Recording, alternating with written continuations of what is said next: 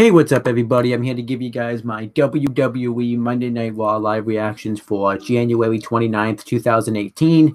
I know I have a lot of Monday Night Raw episodes. Well, actually, I only have two, but I have a lot of, what I meant to say was I have a lot of mainstream WWE content to catch up on. I probably should have started with that, then reviewing NXT TakeOver, well, doing the live reactions for NXT TakeOver Philadelphia. But you know what? It's my channel.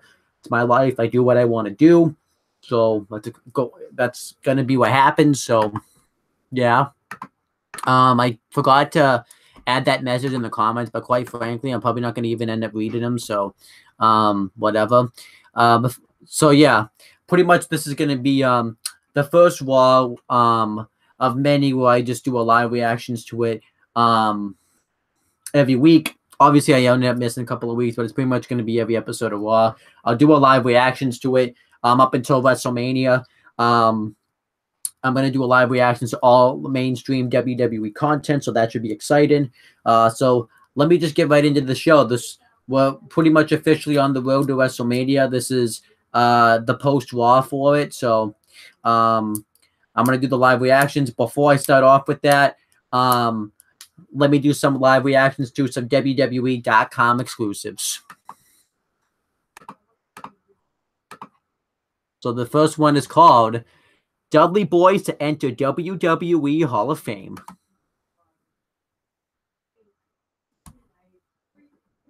All of the tables because the roll out the red carpets and hide all of the tables because the and this is being hosted by Kathy Kelly. WWE Hall of Fame. It was first announced earlier today by CBS Sports that Bubba Ray and Devon Dudley will be inducted into the 2018 Hall of Fame class. From their beginnings in ECW to bringing the Extreme to WWE, the Dudley Boys are one of the most decorated tag teams in history, holding the ECW Tag Team Championship 8 times, as well as having multiple runs with the WWE and WCW Tag Team titles. The table-breaking duo certainly paved the way for many tag teams of today.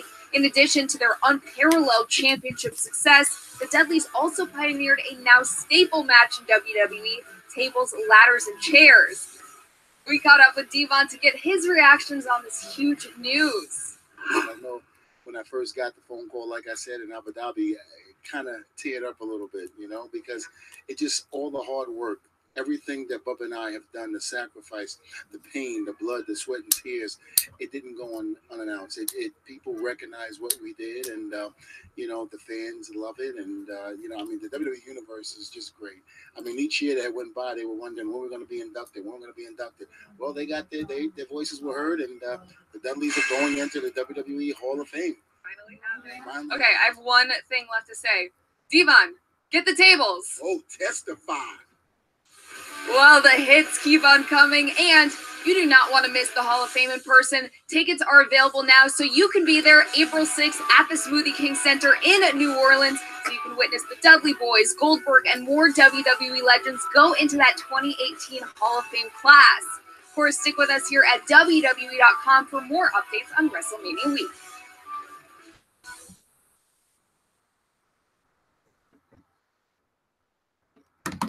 All right, so yeah, Dudley Boys are going into the WWE Hall of Fame. That's very exciting. You know, they're probably one of the best tag teams ever.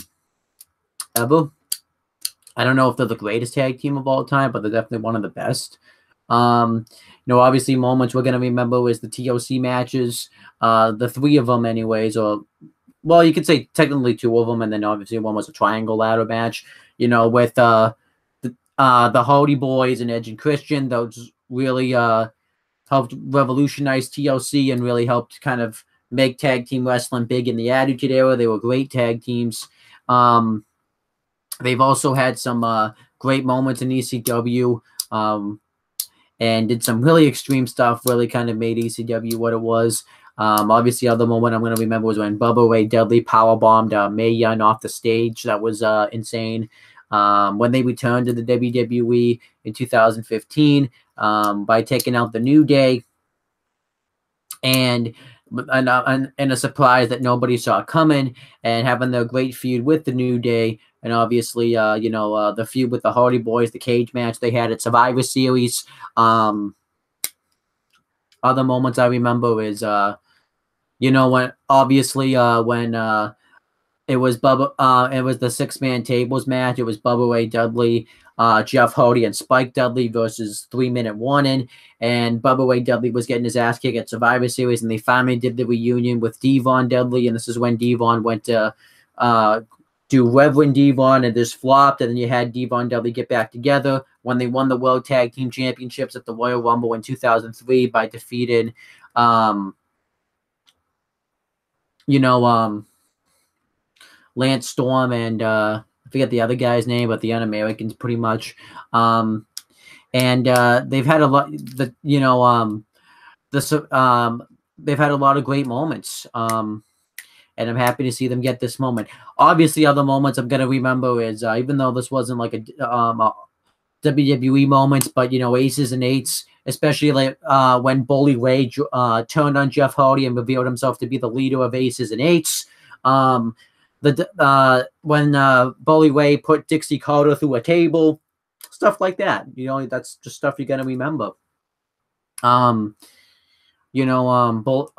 Ray's last TNA run when he was the guest referee for Eric Young versus Kurt Angle for the TNA World Heavyweight Championship. The fact that they did some great moments in TNA. They had some bad moments in TNA, like at Hardcore Justice 2010 when they worked that Hardcore Justice show. Was weird. Their feud that they had in 2010 when they split up, that was actually some pretty good. That was actually some okay stuff. Bully Ray's taking out AJ Styles, and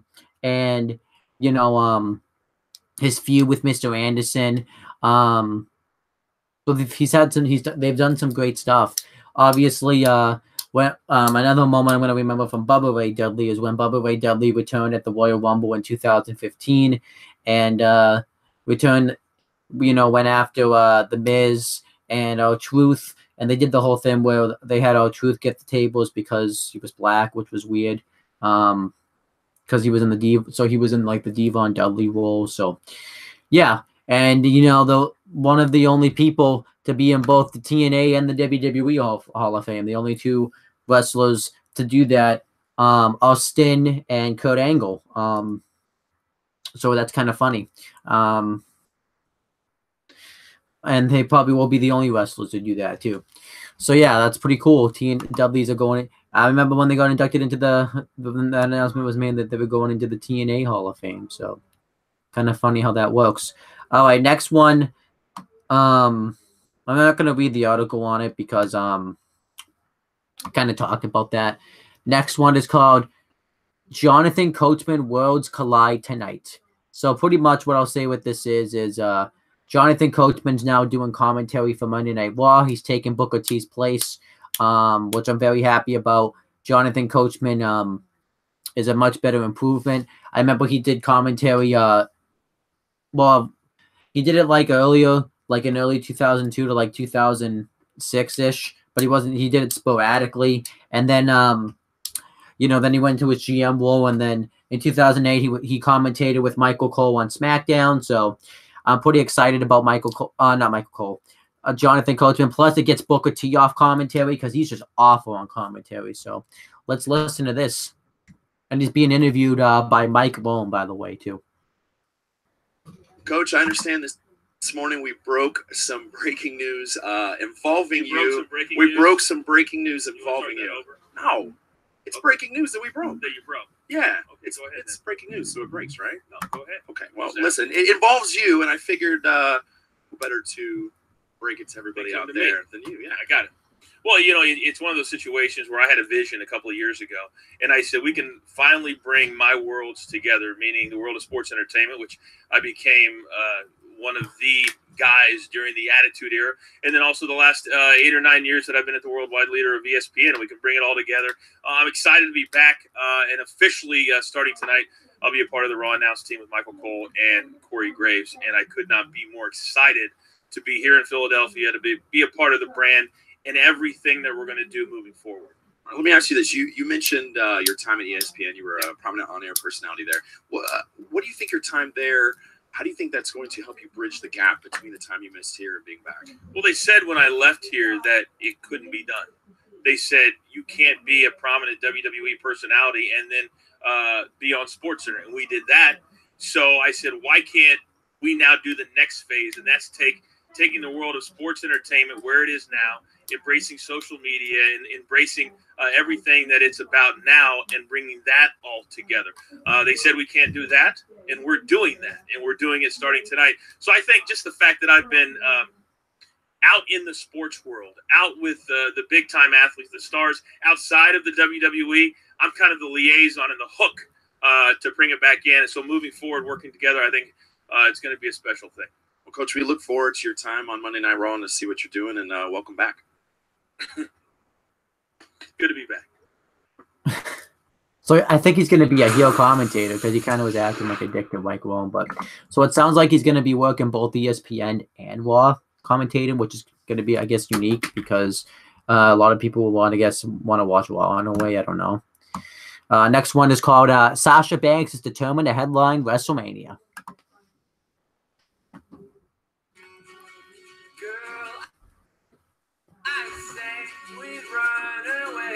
It's an advertisement. Wherever life takes us. Hopefully this doesn't get me copyright struck, but whatever. Exclusively at Jared K and Sales. Sasha, last night at the first ever Women's Royal Rumble, you came out number 1. Now, while you weren't the last woman standing, there were some pretty interesting stats that came out of your Royal Rumble appearance. But before we get to that, I got to ask you, how did it feel to be the first woman out, make history?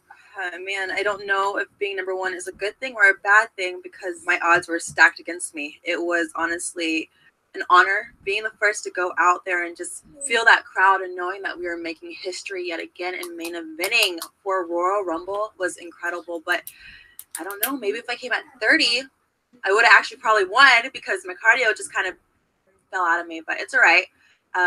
It was honestly an honor. I got to be in the ring with so many legends, and you know, yes, of course, I wish I would have won, but being the last 4 and of course being the first, there's nothing more that I can truly say.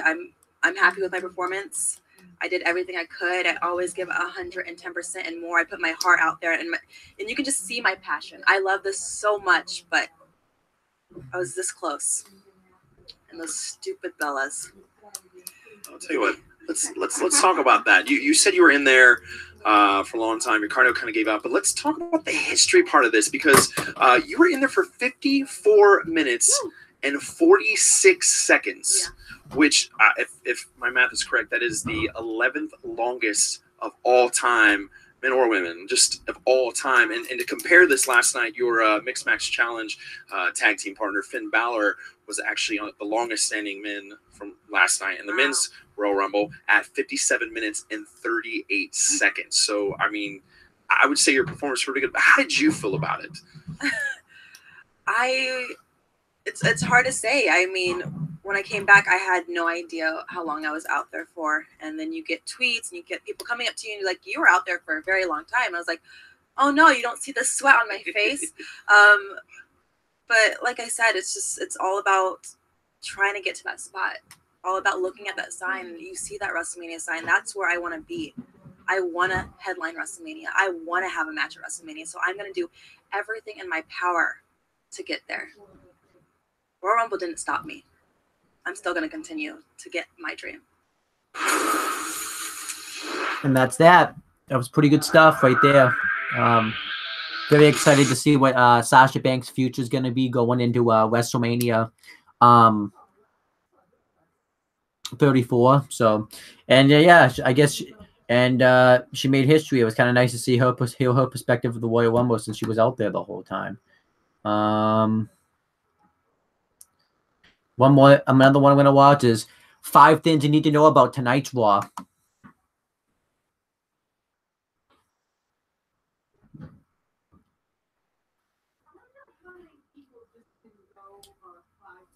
The WWE, it's loading. 4 more break jobs. 3 more classes to teach. 2 more yards. I'm going to mute the advertisement. I hope I don't get copyright struck. While I'm here, let me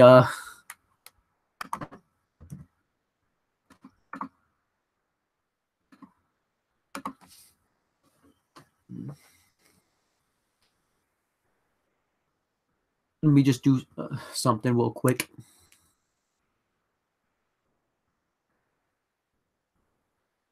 Well, I guess I can do it in a second.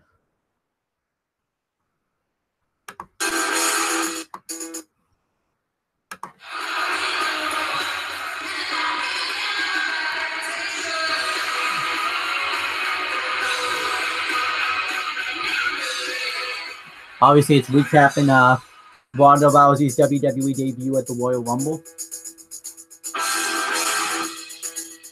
And there you see Kathy Kelly running like Rocky Balboa. I remember she actually posted that on her Instagram story. Everything you need to know before tonight's monumental edition on Monday Night Raw. Asuka overcame 29 other Obviously, we know from Raw, Asuka ended up winning the first ever Women's Royal Rumble, so she has the option to choose which championship she wants to challenge, whether that's the Alexa Bliss's Raw Women's Championship or Charlotte Flair's SmackDown Women's Championship.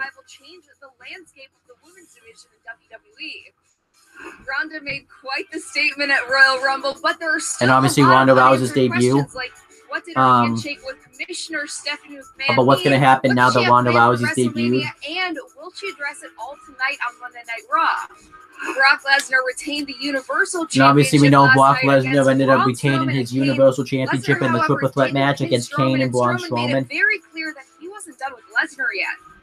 Seth Rollins and Jason Jordan. And the Bar ended up defeating Seth Rollins and Jason Jordan for the Raw Tag Team Championships. A 2-on-1 bout as Jason Jordan never actually got in the ring due to an apparent injury.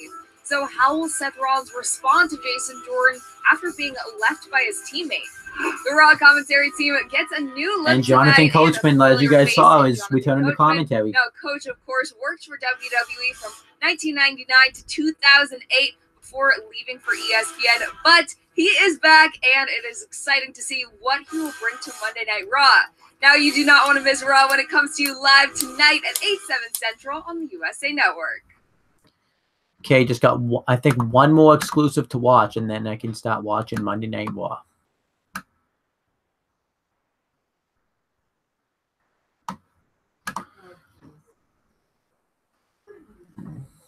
Four more break jobs. 3 more classes to teach. 2.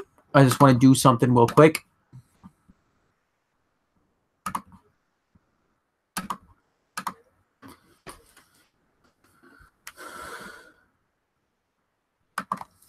I just want to add that comment into the group chat just because I forgot to. Hopefully I'm not too late.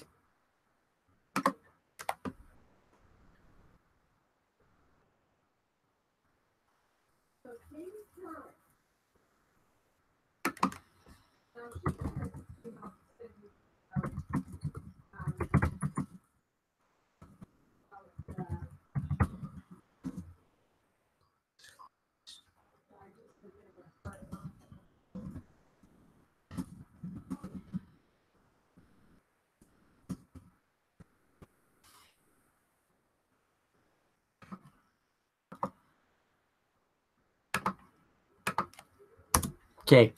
All right. Back to Raw.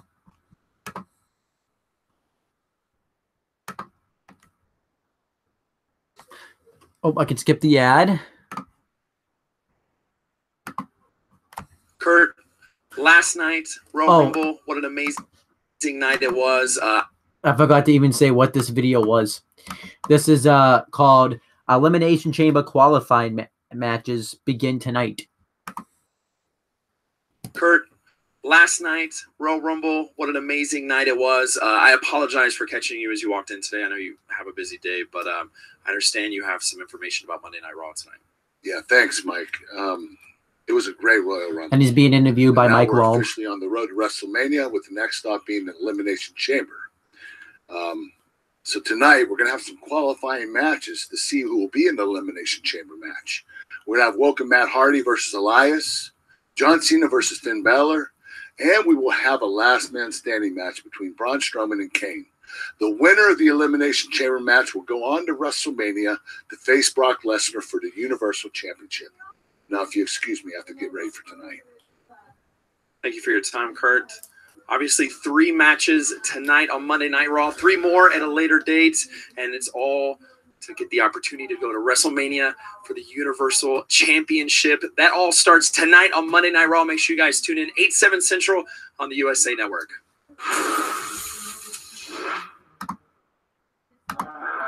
All right, now I can start watching Raw, but I'm looking forward to watching those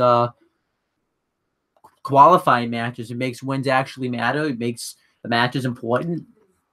Now, obviously, if this Elimination Chamber, if it's going where I think it's going, where Roman Reigns is going to win and he's going to face Brock Lesnar for the WWE Universal Championship, I'm not really going to be a big fan of that. I'm just going to deal with it at this point, though, just because we know that's the match the WWE wants to do. It's the match that's been planned for over a year, actually, if you think about it. I mean, since they were leaked out the week of my birthday in 2017, just before WrestleMania 33. So, Roman Reigns apparently is going to be the Universal Champion by the end of the night. He lost his Intercontinental Championship. So, yeah. Let's get right into Raw now, though. And now it's going to show the WWE Then, Now, Forever thing on the intro, even though we know it always wasn't WWE. It was WWF before that, and then WWF before that, so stop lying to me. It was always the same company, but wasn't always the same name.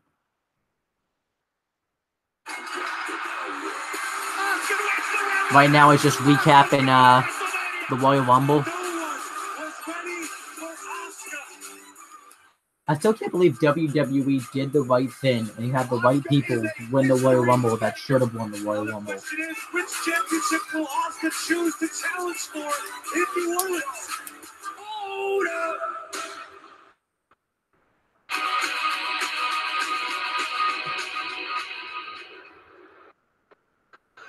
Oh my God!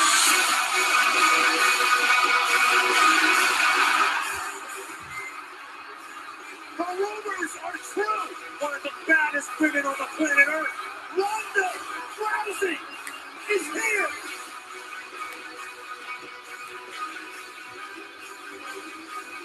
This is pretty cool because Ronda Rousey had leaked out that she wasn't even in Philadelphia. She was filming a movie. So Ronda Rousey is, though, in the WWE.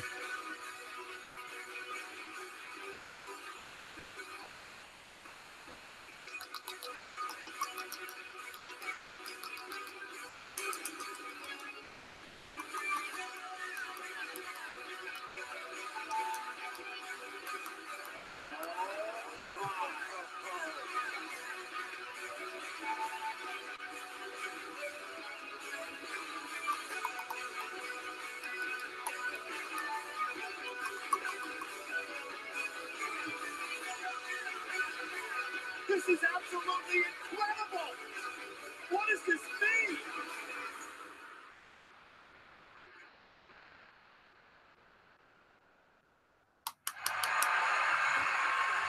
Ladies and gentlemen, please welcome the commissioner of Ooh, Monday wow. Night Raw, Has a new logo. Stephanie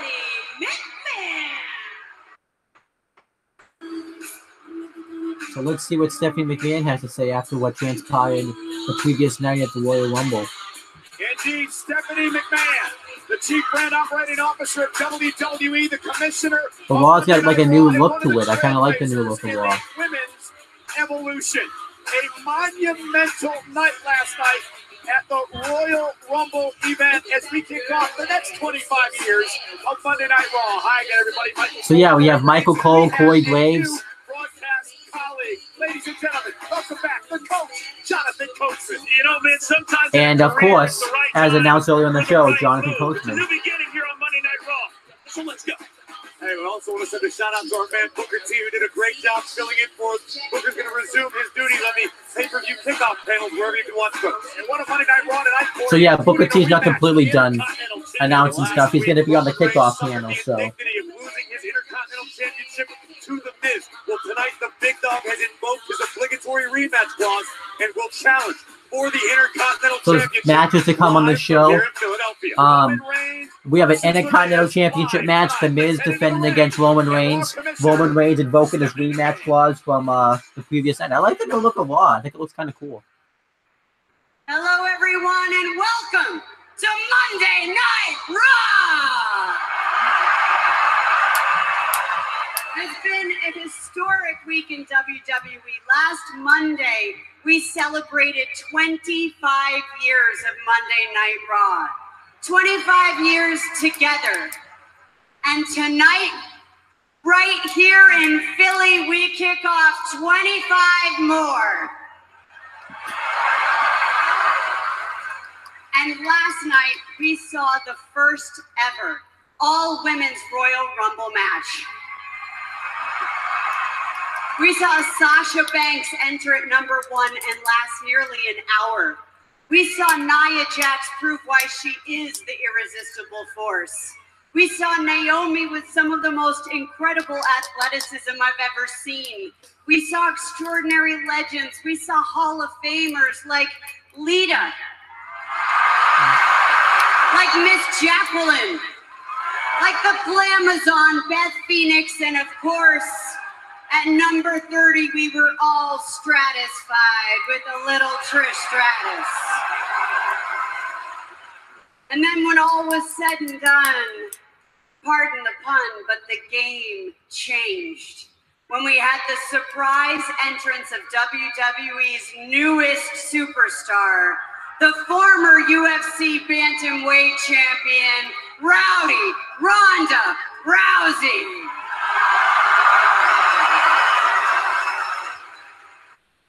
But that was last night. Tonight is about the winner of that historic Rumble match.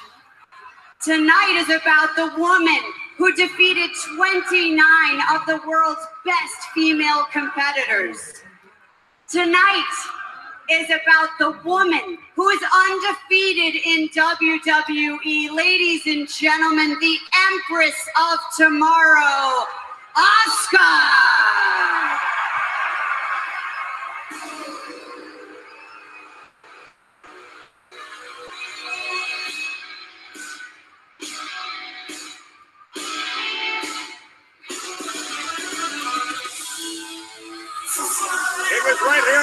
Yeah, so Asuka won the Royal Rumble. I'm actually pretty excited about that. I don't know if I'm really a huge fan. I know Ronda Rousey was a huge Roddy Piper fan, but I'm not really a huge fan of her kind of stealing his nickname, calling herself Rowdy Ronda Rousey. That's just kind of, you know, I don't know, I'm just not a fan of that. But yeah, Asuka's here. She won the Royal Rumble, the first ever women's Royal Rumble. I think this is a good follow-up, a good thing to start off Raw. So. Continue her undefeated streak in WWE. Guys, it's one thing to win when you sneak up on somebody, but when you're the favorite, when you come out and everybody thinks you're going to get the job done and you do it, that's a different story. Big time impressive her last night. And to your point, Coach, many people thought Asuka was the favorite going into that matchup, so a huge target on Asuka's back last night. I mean, Asuka should have won. She's undefeated. She's dominant. She's the one that should have won the first ever women's Royal Rumble. To WrestleMania, to face the champion of her choosing. As if she didn't have a target on her back already, she definitely does now.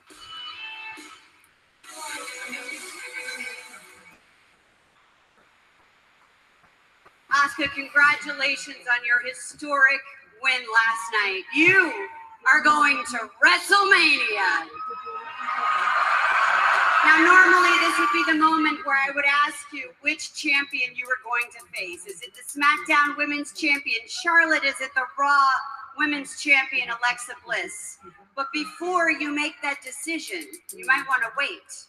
Because Alexa Bliss, well, she might not be Raw Women's Champion come WrestleMania. That's because Alexa Bliss will be defending her championship in 4 weeks in the first ever all-women's Elimination Chamber match. Pretty cool. Wow. Well, the Funhouse match. That being said, Asuka, this is your night. This is your moment. Tell them what you want to say. Arigato, Stefani. Arigato, WWE Universe!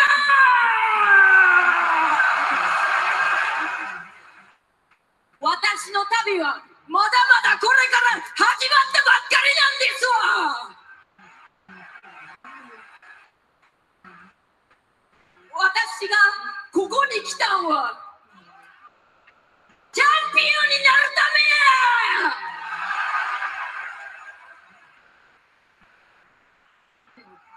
Now that I understand.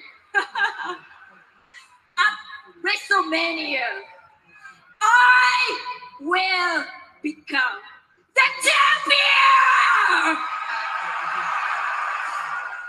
Because no one is ready for Asuka.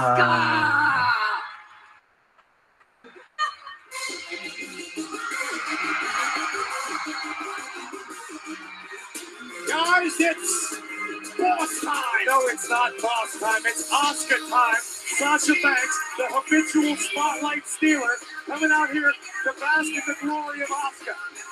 Corey, she didn't steal any spotlight last night. Sasha made it. You're right. No, Sasha didn't win the women's Royal Rumble match. Asuka did. She had her number one and lasted almost 55 minutes. I'm trying to figure out what the issue is here, boys, because when you're a star, you don't wait for somebody's spotlight to shine down. You walk in and you take it. That's exactly what Sasha Banks is doing. No issue. Let's see what Sasha Banks wants. Hello, Sasha. Stephanie, sorry for the interruption, but there's just a few things I need to get off my chest. You see, last night was a dream come true. Last night, we got to make history and main event a Royal Rumble yet again. You see, Asuka, last night I got to share a ring with 29 incredible women, and one of them being you. So I just wanted to come out here and congratulate you on your victory and going on to WrestleMania. But for the past 2 years, you've been undefeated and you've been coming out here and saying, nobody's ready for Asuka. Nobody's ready for Asuka. Last night, I proved that I can go the distance. So nobody's ready for Asuka? I'm ready for Asuka tonight.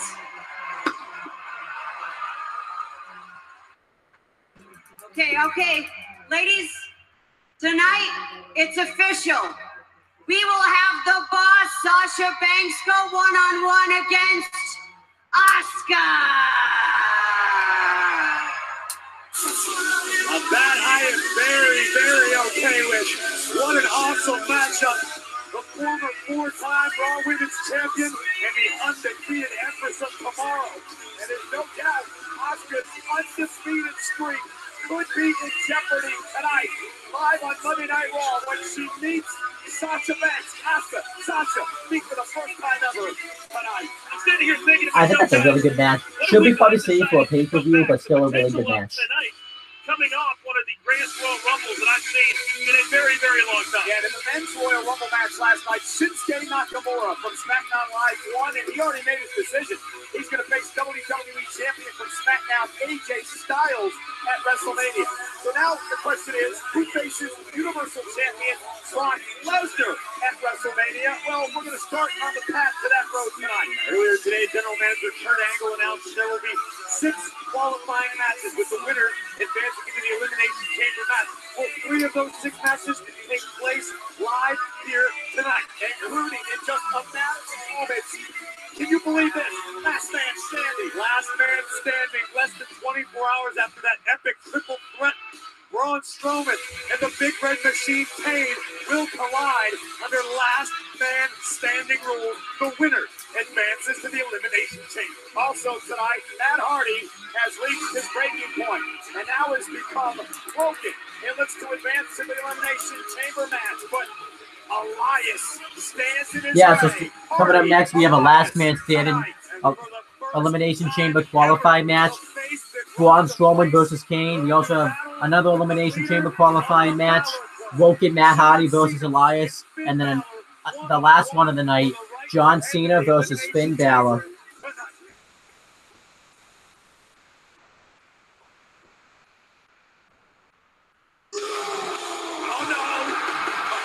But let's get to the first qualifying match, Braun Strowman versus Kane. You know, I think this makes sense for them to have a last man standing match. They've been tearing each other apart for months since TOC, which stands for Tables, Ladders, and Chairs last year. You know, when you had Kane chokeslammed Strowman through the stage, dumped the chairs on him, throw him into a garbage truck. Strowman power slamming Kane through the ring. Kane tried to break Strowman's throat. Strowman ain't joking around. He's putting out the big weapons immediately. By the count of 10, and guys, the monster of a man is already bringing out the furniture and the weapons in Philly. Let me do my pick before I miss my chance. Braun Strowman, I want to win this match, and he should win this match. So Braun Strowman to win this match. You know, it really, Kane doesn't benefit at all from winning this match. And action's already underway. Last man. Oh, the match has already started. Match for the Elimination Chamber. Strowman and Kane. And now Strowman bounced off the post. Guys, the rules of the matchup: incapacitate your opponent so they cannot make it to their feet by a count of 10, and Kane's in control. I just want to point out that it's nothing short of amazing that either of these two humans are moving today after that battle last night against Brock Lesnar for the Universal Championship triple threat match last night. Now, it's one thing to have to compete the next night on Monday Night Raw, but to do it in a last man standing match, you wonder if that's asking too much from either. What the heck? What's up with the camera? But yeah, other stuff that you know that's led up to this match is you had Strowman power slam Kane through a table. You had Strowman knock over the Titantron on the Brock Lesnar and Kane. So they've done some extreme stuff going into this feud. And obviously the last man standing can take place anywhere in the arena. Does not have to occur inside the ring. And now Strowman and Kane back in the tech area. The last man standing match actually that happened was when Strowman defeated Sami Zayn, actually. So Strowman does have experience. And Strowman's got a chair, though. Guys, I don't want to point this out too often, but they're right here. Oh my God, Kane and Braun Strowman now. On the barricade, separating the WWE Universe from our announce table position here. Oh, great.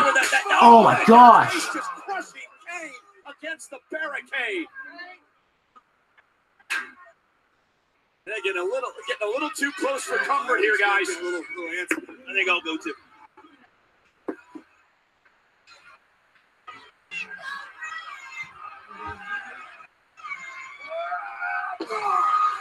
Oh, yeah.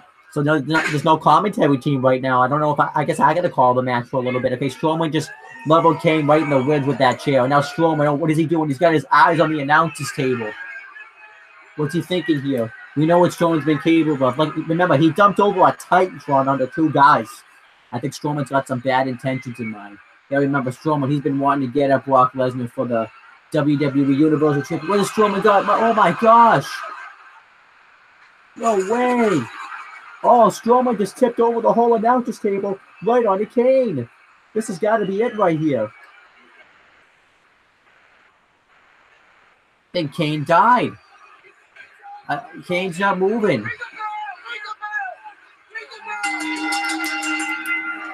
And that's it. Braun Strowman wins. Braun Strowman qualifies for the Elimination Chamber in a few weeks. This match is over. Braun Strowman wins. And think about it. Braun Strowman did that to Kane. Think about what he's capable of against 5 other guys in the Elimination Chamber. Strowman clearly showing his dominance in this match.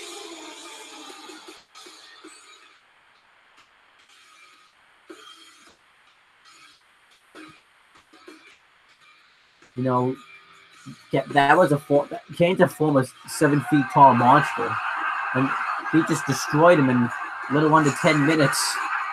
I mean, that was a human being under there.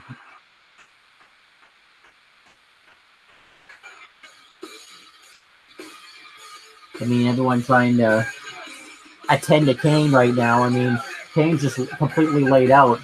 You see Adam Pearce out there right now, you know, a bunch of referees. I mean, this is a serious situation. I mean, this is a guy that's been in this company for about 20 years. A little over 20 years now. You see Jamie Noble's out there now. Referees trying to get Kane out of there.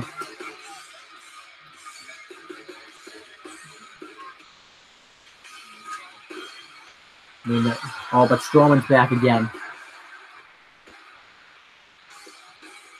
I mean, what has Strowman got in mind? Think about all the. I mean, just think about it. Braun, that's a human being. What did you just do?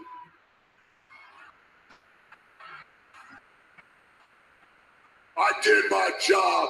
Kurt Angle said last man standing. Well,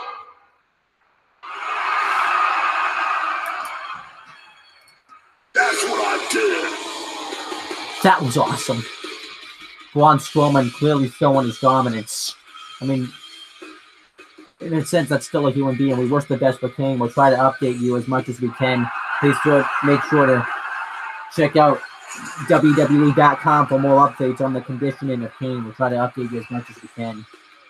But, I mean, Strowman still qualifies for the Elimination Chamber. You just got to wonder if that's what Strowman's capable of doing with Kane when if anything goes. What is it going to be like when Braun Strowman steps into the Elimination Chamber in 4 weeks' time?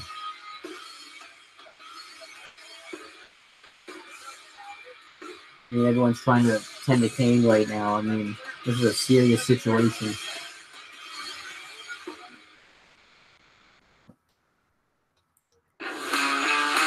Okay, right now it's just advertisement. It's looks like to be a WWE.com, WWEshop.com advertisement.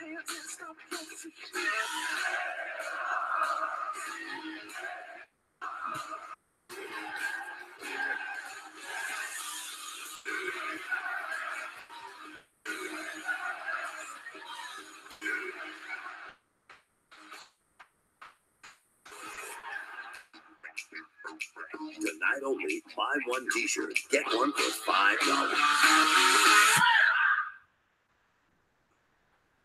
Ladies and gentlemen, an absolutely horrifying situation. So what happens with the commentary now? Do they stand the whole time, or went completely wild on Kane? You're looking here at what was once the stage that housed the announce table.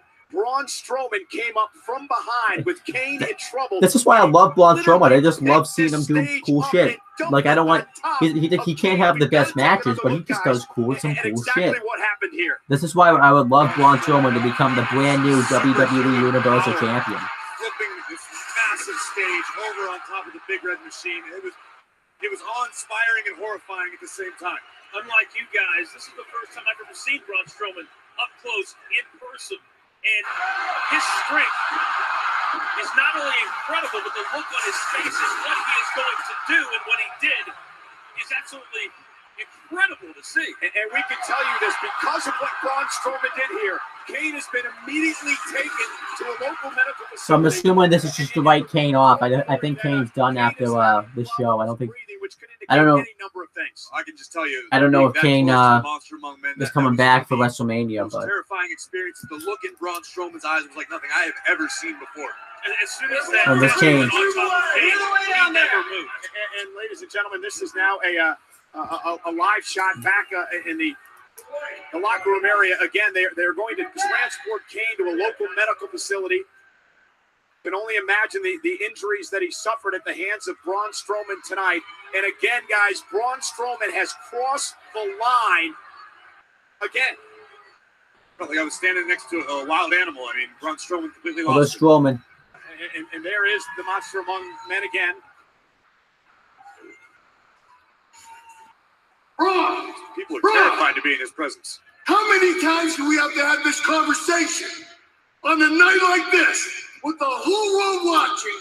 You continue to put guys in danger every single week. Can you give me a break? Can you give me one break? No one, Kurt. You're right.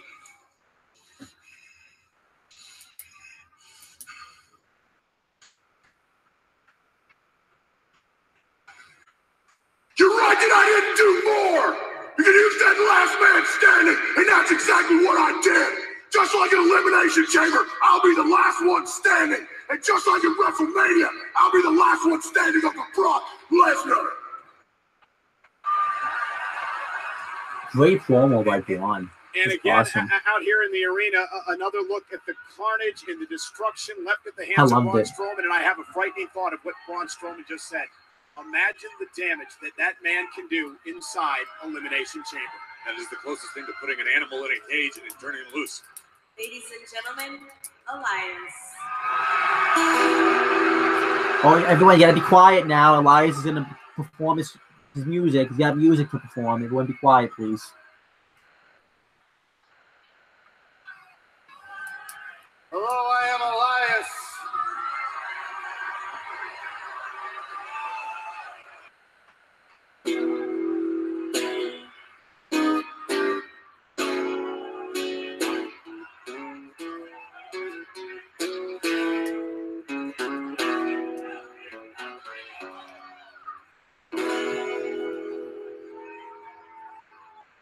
And I've got one question for everybody here tonight.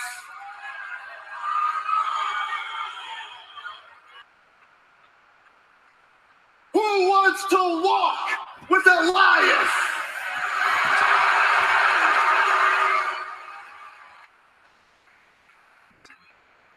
Y'all think I really care, huh? Y'all think I care if y'all sing with me? I sing for myself. I sing because I like the sound of my voice.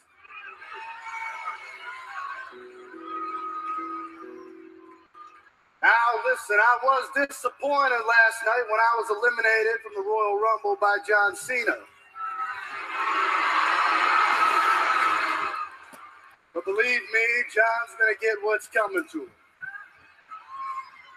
As I sit here on my electric throne, I cannot dwell on the past. I must look to the future. And I see that the WWE Elimination Chamber is on the horizon. And the winner of that goes on to face the WWE Universal Champion. And when I say WWE Elimination Chamber, I am referring to the WWE that stands for... With Elias. I said WWE stands for... Walk with Elias. Hear that, Gene? Now, before I get to that, I have to defeat my opponent tonight, the Woken One, Matt Hardy. Now, I've got WrestleMania on my mind, so I went ahead and wrote a song. It goes like this.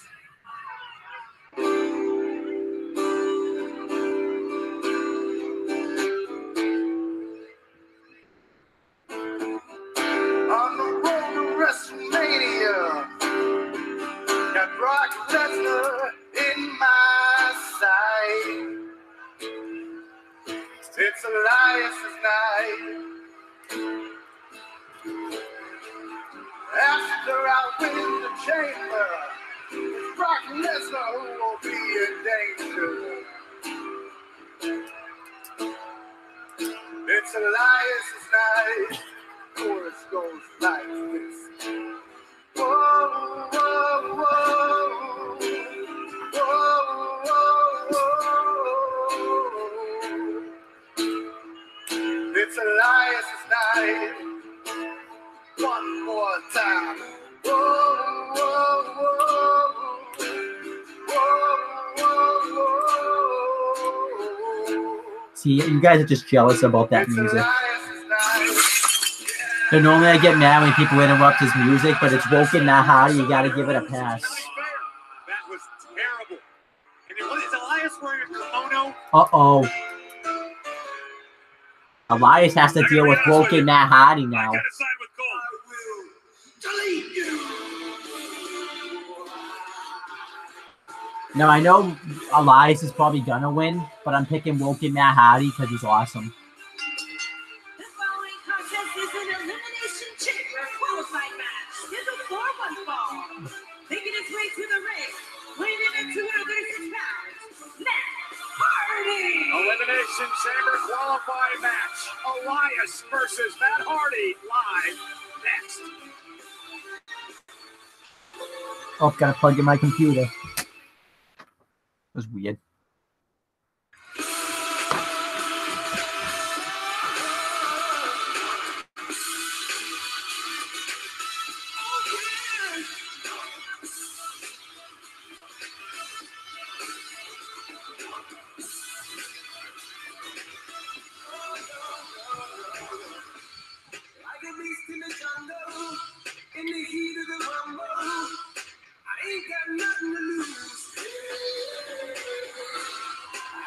And we are back live on Monday Night Raw. It's Elias versus Matt Hardy. Well, they had to move. They had to complete. They have to watch this wall on the little tiny monitor. They can't even. It's ridiculous. They can't even like do Raw at their normal location thanks to Braun Strowman. What a great night for you to start. Thank you, Coach. Great point by you. And I got to be honest with you, I thought both of you had a little bit more stroke than this. Again, we are at ringside because our announce table has been completely flipped over by Braun Strowman on top of Kane, who's been taken to a medical facility. We'll have an update on Kane's condition as soon as possible. Not just the table, but the entire stage. I'm really liking the Woken Matt Hardy gimmick. I really hope that this goes far. I hope it leads to a WrestleMania like Bray Wyatt and Woken Matt Hardy having some type of like weird match. Or like Woken Matt Hardy and Bray Wyatt teaming up, because that had real potential at the Royal Rumble. The reward is you go to the Elimination Chamber, you have to win that brutal match. The reward for that is Brock Lesnar at WrestleMania. Got it. And Elias now with a headlock takedown of Matt Hardy. Elias last night in the Royal Rumble match lasted 26 minutes before being eliminated by John Cena. Matt Hardy and Bray Wyatt eliminated each other in last night's match. Which I think to your point a few moments ago, the reward is WrestleMania with Brock Lesnar. I don't think anybody wins. Because whoever wins this match gets locked in the Elimination Chamber with 4 other men and Braun Strowman. I was live tweeting during the Royal Rumble last night, and Elias was my pick. So I was shocked when he got eliminated by John Cena. Elias has been, as you see now, they're building an announce table for us here at ringside. Again, see, look at these guys. Side effect, side effect. Monday Night Raw last week, where he really made his presence felt when he went after John Cena with a guitar. Smashing his guitar across the back of John Cena, but Cena got a bit of retribution last night when he eliminated Elias. And what about this situation between Matt Hardy and Bray Wyatt? One of the most bizarre... neck breaker. Oh, nice neck breaker by Woken Matt. Like I said, I really hope we get like a somewhat type of weird match between Woken Matt and Bray Wyatt, but I hope they become a team. I would like to see Woken Matt and Bray Wyatt become like one of the greatest tag teams in Monday Night Raw history. That's WWE 24, the acclaimed documentary series. You can see an encore of that presentation tonight on the WWE Network immediately following Monday Night Raw. It's certainly a different Matt Hardy, but some would argue it's an improved Matt Hardy. To be woken is to be enlightened. It's a different way to live, and that's what Matt Hardy's all about right now. And while we have an opportunity here, I do want to remind everyone what the Elimination Chamber match is in 4 weeks in Las Vegas. This is a huge structure, 10 tons it weighs.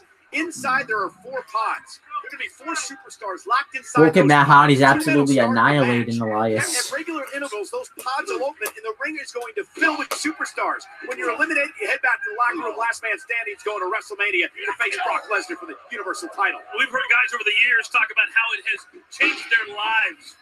How when they've walked out of the Elimination Chamber, they've never been the same again. And Elias now takes down Matt Hardy. Vicious. This Elias, Corey, in my estimation, one of the most improved superstars on the Monday Night Raw roster over the past few years. I think his aggression from Elias. But be careful not to get himself disqualified and spoil his own opportunity. Elimination Chamber. I agree with you, Cole. I mean, I might not be a fan of the guy's music, but Elias handles his business inside the ring. One of the most vicious superstars on the roster. Now Elias taking the fight to Matt Hardy, and Matt's in trouble in the corner. And I do like how Elias is constantly picking apart the shoulder of Woken Matt Hardy. Where's the time on Monday Night Raw where the downside of losing such a vital match, you lose so much, and this is the opportunity. I like how they're building the announce table as the match is going on. WrestleMania with Elias. Elias is in control. Who's going to the Elimination Chamber match? Live on Raw.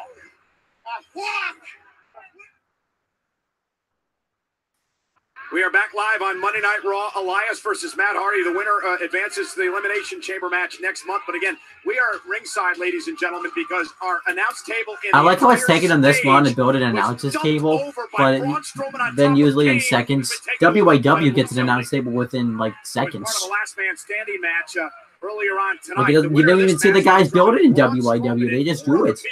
Inside the Elimination Chamber next month. Matt Hardy trying to fight back into this against what's been a very dominant Elias, Corey. Got to be impressed with Elias. Very game tonight. Definitely would love the opportunity to compete inside the Elimination Chamber. Oh!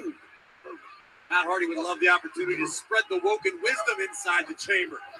Amongst the woken warriors, look at these headbutts, the primal fighting style of Matt Hardy. And Hardy with an elbow catches Elias. Oh, that was very apropos that Elias said John Cena will get his, but guys, Cover. Is it enough? And a kick out.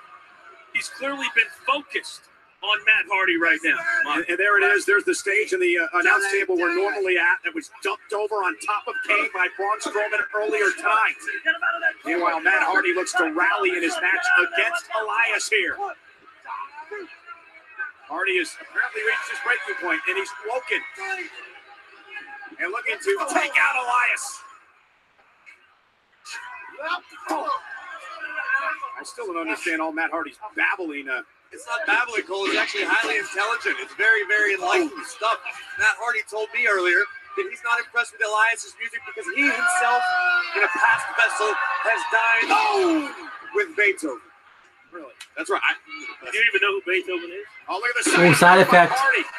Here's the cover. Hooks the leg. Is it enough on Elias? Almost had him near fall. Who's that St. Bernard? Composer. And Matt Hardy now looking at Get out of here. Go away. What are you doing? Leader of Worlds, Bray Wyatt, who's had issues with Matt Hardy. Bray Wyatt continuing to play mind games, and Elias takes advantage off the boot to the drift away. Elias into the cover, hooks the leg on Hardy. Elias is going to Elimination Chamber.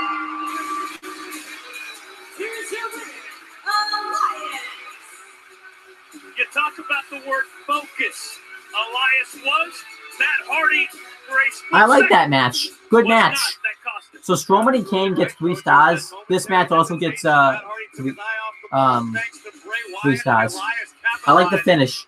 I knew Elias was gonna win. I think Cena's gonna probably qualify, and Elias is feuding with Cena, so it makes sense for Elias to be in the match. Plus, they did push the Woken Matt Hardy Bray Wyatt feud, so. Elias used it earlier tonight, Coach. Oh, yeah. Nonetheless, Elias picks up the victory.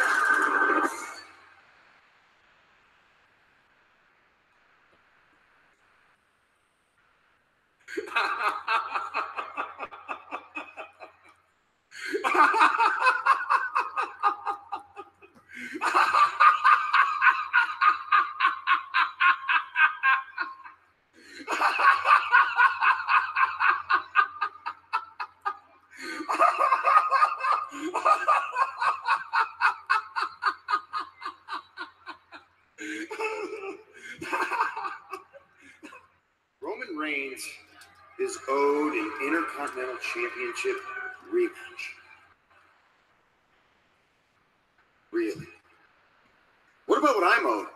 You know, for being the person that brought back the prestige, honor, and respect to the Intercontinental Championship.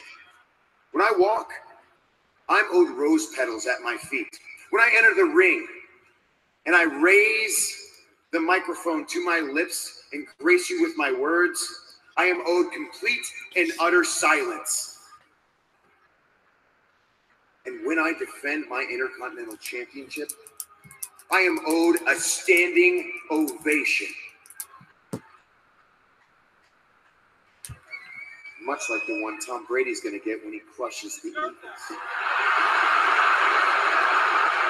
Which unfortunately didn't happen. Reigns is owed this rematch, but the big dog will challenge WWE's A-lister for the Intercontinental Championship. It's live, and it's coming up next on Monday Night Raw. So yeah, so still to come tonight, we have the Intercontinental Championship match between The Miz and Roman Reigns, where The Miz will be defending the title. And after 100 episodes, SmackDown champion! everything Might not be meant for our business. has been leading. But yeah, good Raw so far. My career? Good stuff between Strowman and Kane. Good women's opening segment. Good Because I'm pregnant, but I'm freaking out. The Total Divas season finale. good match is between Wednesday at 9 on Elias and Money Matt. Good catch promo up by Miz. anytime.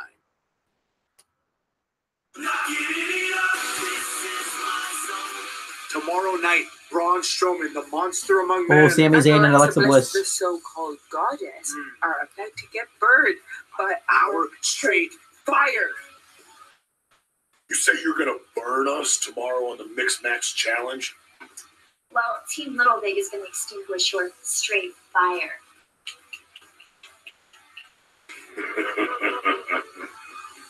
WWE Mixed Match Challenge, live tomorrow night on Facebook Watch. Well, ladies and gentlemen, when Braun Strowman did the pain earlier on tonight, if I'm Sami Zayn, I'm changing my tone before I get the Mixed Match Challenge tomorrow night. Hi, everybody. We are live tonight in Philadelphia, Pennsylvania at the Wells Fargo Center, the home of last night's Royal Rumble, and Corey and Coach. That thing's there is the destroyed. destruction by Braun Strowman. Kane was underneath that pile of rubble. Absolutely surreal scene, superhuman power from Strowman. God only knows what condition Kane's in right And that's why we're at ringside here tonight, and we're joined again by Jonathan Coachman back on the broadcast table. Welcome again. I'm going to be honest with you that if I would have known all of this was going to Oh, now we got an Intercontinental Championship match coming up. The Miz versus Roman Reigns. This is a tough one to call. Miz is probably going to win and retain his championship just because I don't think they're going to put the championship right back on Roman Reigns because I think they want him to win the Elimination Chamber and go on the Facebook with him.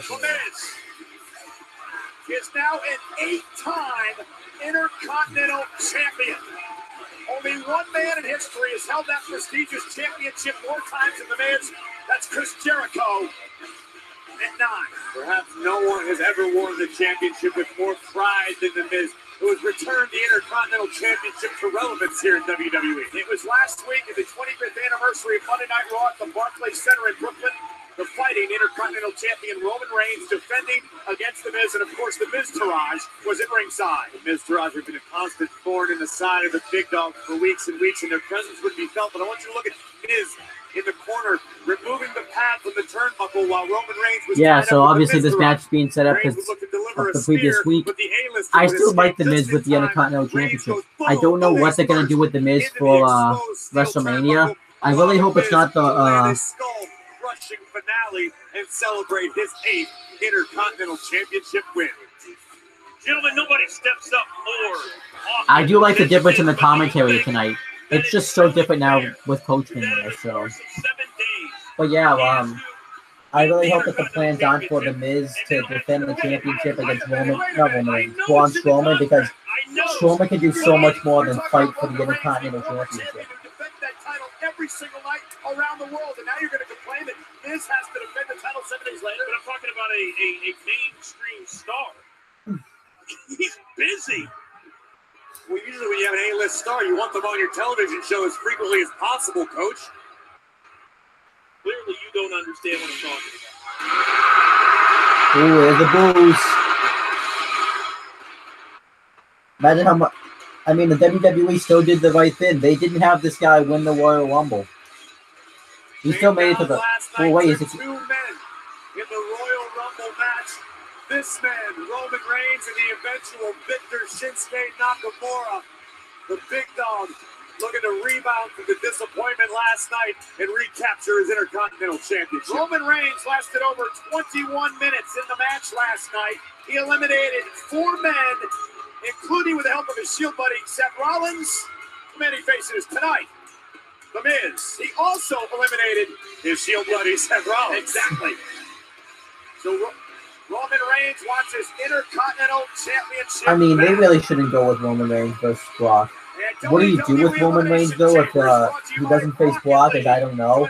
You could always go Joe, but they've already done. One, we don't know if Samoa Joe is going to be healthy in time, and Samoa Joe.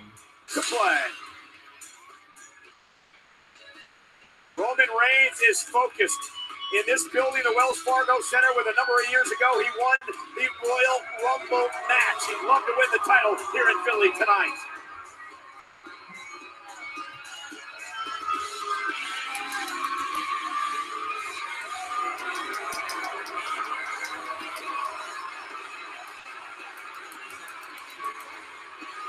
But yeah, let's see if Roman Reigns can regain his Intercontinental Championship. Big Dog's always ready for a big fight.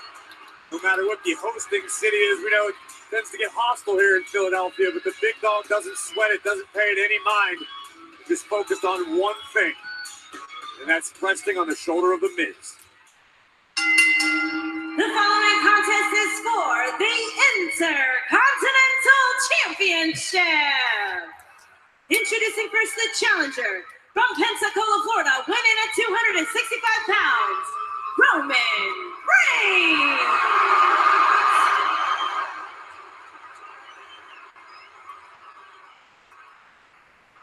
His opponent, accompanied by the Mistrage, residing in Hollywood, California, weighing 221 pounds. He is the Intercontinental Champion, The Miz. It's going to be frustrating to stand there and watch a guy who speaks in the third person, knows that he's known worldwide, is successful in everything that he does, and right now, there's nothing he can do about it.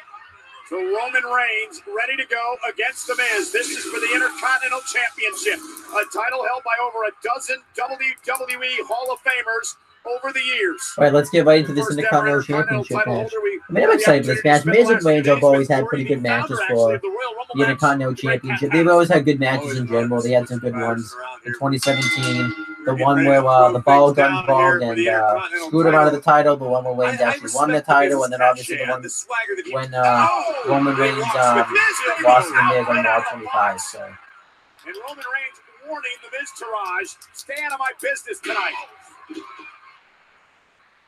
And again, as we saw a little bit earlier on, the action between the Miz-Taraj last week and Roman Reigns, the distraction allowing Miz to expose the turnbuckle, helping Miz pick up the victory.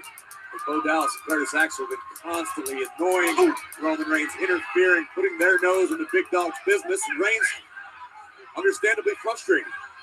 Miz, perhaps is going this has been a good show so far. I mean, very live reaction worthy. There's been some good matches. With Elias versus Matt Hardy. There's been some good stuff. The show feels like it matters. Like you actually need to see the show. Can't believe I am sitting out here with two Miz fanboys. But I'm not a fanboy, Cole. The fact of the matter is, Miz is WWE's answer to Tom Brady, okay? He's incredibly talented. He's got a beautiful wife, and people are mad at him because they're not him. I am a fanboy. And look at Roman Reigns not feeling any of the effects of those chops from the See, Intercontinental Roman Reigns ain't having that. Roman again, and Miz may be down and out. This keeps up. He may have to see his dentist tomorrow. But yeah, I really hope they don't try it with Roman Reigns again. They've tried it 4 times. They tried it at WrestleMania 30 against Brock Lesnar. They had to send Seth Rollins out there to cash in Money in the Bank. They tried it at WrestleMania 32. Oh, but that part ended. Well, already done with part 1. It's pretty quick.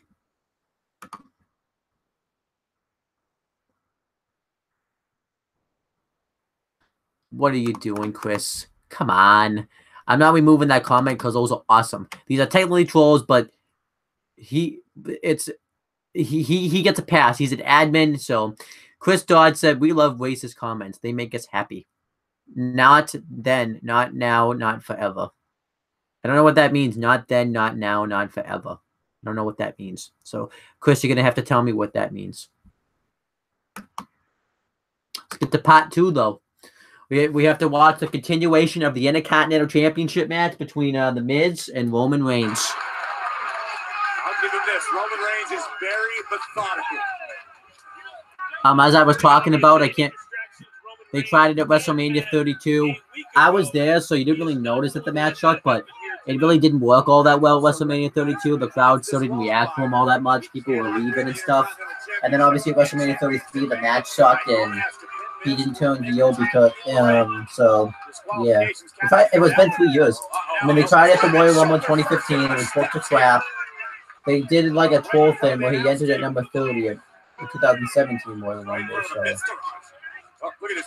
Reigns he's got zero tolerance for Axel and Dallas right now. Well, do you blame him? No, I don't blame him at all.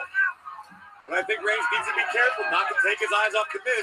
That's what cost Roman the Intercontinental Championship last week. Miz-Taraj love to run their mouths. They're more like full bodyguards, my estimation, as Reigns is back in the ring. But, you know, Miz, like a handicap match when you think about it. I can't believe Miz is like an 8-time Intercontinental Champion. It doesn't feel that way. I want to see if I can name all the opponents that he's beaten for it. He beat Christian on the 1000th episode of Raw. He defeated Wade Barrett at WrestleMania 29.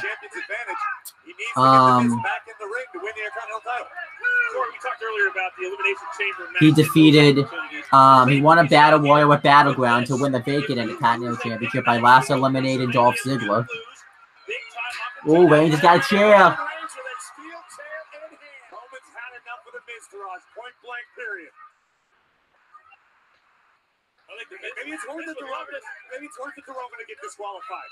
He's not going to get disqualified for the Miz Taraj. He has to. And I like how he's not dealing with the Miz Taraj, Bo Dallas and Curtis Axel's BS tonight. Successfully driven him out of the arena. And now we have a one-on-one match, Reigns and Miz for the Intercontinental title, but Reigns has got to put that chair down. Roman Reigns will be disqualified if he uses the chair here tonight. Do it, Roman. Keep your emotions in check. Go ahead.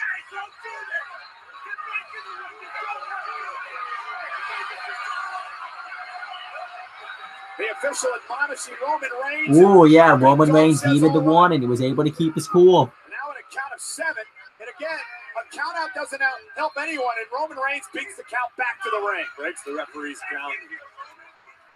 Not going to retrieve the Miz. Face first. Roman Reigns is an idiot, though. He just gave Miz a lot of time to recover. Claw back into this match.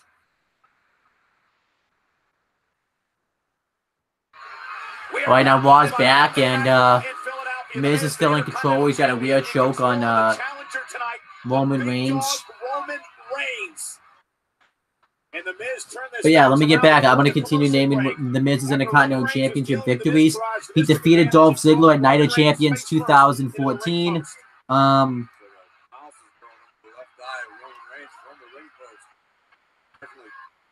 Various position for the big dog right now.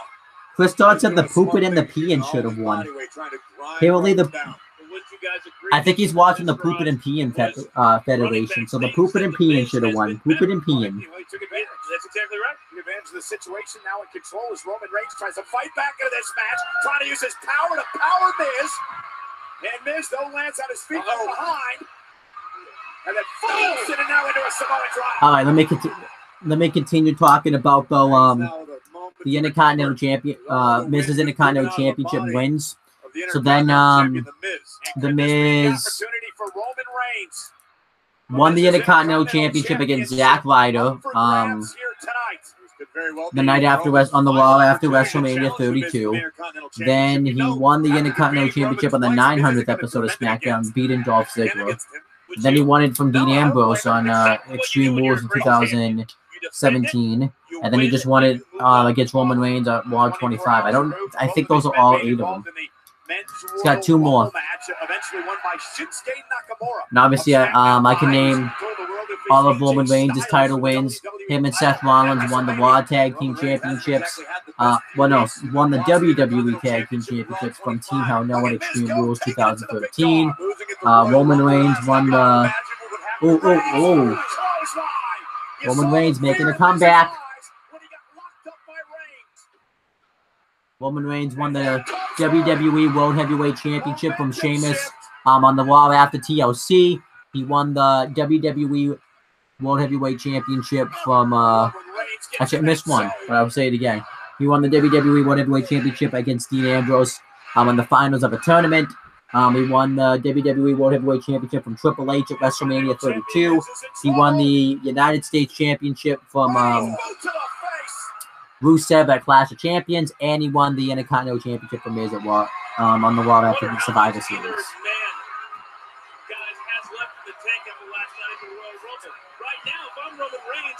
I'm staying on top of the Miz.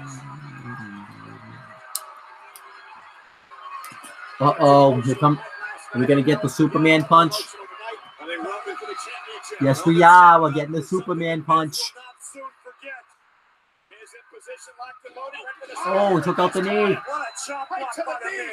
Great move by Miz. Went to the knee of Reigns, and Roman may be hurt. That was an incredible move by the Miz. It was desperation defense, but it was incredibly effective. Reigns looking for the Superman punch. The Miz had the wherewithal. I can even give you one better. Let's name superstars that have beaten Roman Reigns clean, because I don't think there's a lot of them. So we have Seth Rollins at Money in the Bank 2016, Braun Strowman at Great Balls of Fire 2017. I wish you would stop spreading fallacies. These are the world famous A-list It kicks made famous by one man, and you're looking at it. The Miz. I'm trying to think if there's anybody else that's beaten Roman Reigns clean. I don't think there's anybody else. I think Roman Miz Reigns. got caught. Look at the power. The strength of Roman Reigns. Miz rolls through. Looking for the Figure four. Center of the ring. Figure four. And remember the knee injury. The knee injury to Roman Reigns from earlier in the match. And Miz trying to take advantage. I don't think Roman Reigns was lost any other time clean. I think it was just against. If that happens, guys, you're never going to hear the end of it. Those are the only two times I can think of was against Strowman at Great Balls of Fire and Finger length away from the Seth bottom Rollins at Money in the Bank. Reigns back to the middle of the ring. The ropes moving further and further away from the challenger. Big Dog is suffering in a bad way right now. You can see the agony etched on the face of Reigns. And it takes so much energy from both men. Roman doing his best to slide all of his and Miz's body weight toward the bottom rope. Miz fighting in the other direction. You hear this crowd getting behind Miz, Corey? I do. They want the Miz. Roman Reigns, though, you've got to give him credit. He's been in this figure four leg lock a long time in the past. Now he reverses the pressure. Could you imagine the humiliation Miz would feel if he lost his Intercontinental title to his own figure four? Well, the reverse version of it, Now Miz anyways. just desperately trying to make it to the ropes. I do like the figure four spot that Miz does. I don't know if I really like his figure four itself, but I can name the Miz's other championship victory. I forgot to mention Roman Reigns has won a Royal Rumble in 2015 when he last eliminated Rusev. And that's it. He won like Superstar of the Year and stuff, Fashion of the Year, just landing the awards. The Miz is a two-time United States champion. He won it. He defeated Kofi Kingston to win his first one, and R-Truth to win his second one. And then he's a four-time tag team champion. I think. Because him and John Morrison won the WWE Tag Team Championships from Matt Hardy and MVP. And then, here comes again. But Roman Reigns, blow up. No, Roman's going to try to put Miz out. Gonna use his power. Oh, can he do this though with the bad leg? Can he still do it? Wow. And he does with a sit-out powerbomb. Yes, he can. Take advantage. Hooks the leg into the cover for the championship. And a kick out of two. But yeah, let me get back to Miz's championship win. So yeah, the Miz won the World Tag Team Championships when Morrison, and he teamed up with John Morrison to win these titles. When him and Morrison defeated CM Punk and Kofi Kingston for the World Tag Team Championships, and then him and Big Show, which were called Show Miz at the time, defeated DX to win the Unified Tag Team Championships, and I think the last one he had was I could be mistaken, but him and Damian Mizdow won the WWE Tag Team Championships from Gold and Stardust. So, ooh, he got caught. Ooh. Oh, thumb to the eye. Cheap shot by the man. Skull crushing. Finale. It's over. See you later. Oh, Reigns kicked out. Reigns kicked out. At 2.5. Miz can't believe it. Miz is beside himself. Disbelief on the face of the Intercontinental Champion. First the thumb right to the eye of Reigns. And then but yeah, continuing though, I think those are all Miz's championship wins. The Miz has used everything in the sink. Did you see the expression on Miz's face there? He slammed the mat because he realized that was his best opportunity. The skull-crushing finale to finish Reigns tonight. Smart move by Miz, thinking about the skull-crushing finale once again. Does he have the power to get him up? Right, Roman Reigns is just about dead weight right now. Oh, Rockets WWE Universe in Philadelphia tonight as Reigns delivers a back elbow to the jaw. Oh, first to the post. Superman punch. And he's not going to get him because he never wins with this move. Championship your Roman Reigns, Corey. Gustav, you still watching? You still watching, man? I need to know if you're still watching. Comment down if you're still watching. Do you agree with me? No one ever kicks out of the everyone kicks out of the Superman punch. Roman gets all of this. Flush on the jaw of the Miz. Smoking Joe, be proud here at Failures. Roman almost won the Intercontinental title with a kick out by the Miz. The champion survives. Gustav. Gustav. It's about heart. Which man right now, you can see both are down, which has more heart is going to decide the winner of this match. Wells Fargo Center in Philadelphia, jam-packed for the third straight night. Wait. Oh, no, come on. The Miz Taraj is back down here. The referee being distracted by Axel. See you later, Curtis Axel. Took the champ Miz out of the ring. Bo Dallas pulled the Intercontinental Champion out of the ring, out of harm's way. Oh, what a right! See you later, you piece of shit wrestler, Curtis Axel. Roman Reigns is really hurting the left leg of Reigns.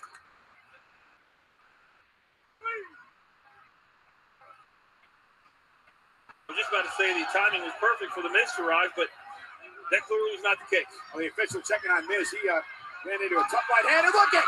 Come on, Bo, go away, get out of here. Who wants to just get released? Dallas comes in the hard way. Roman just can't control himself right now.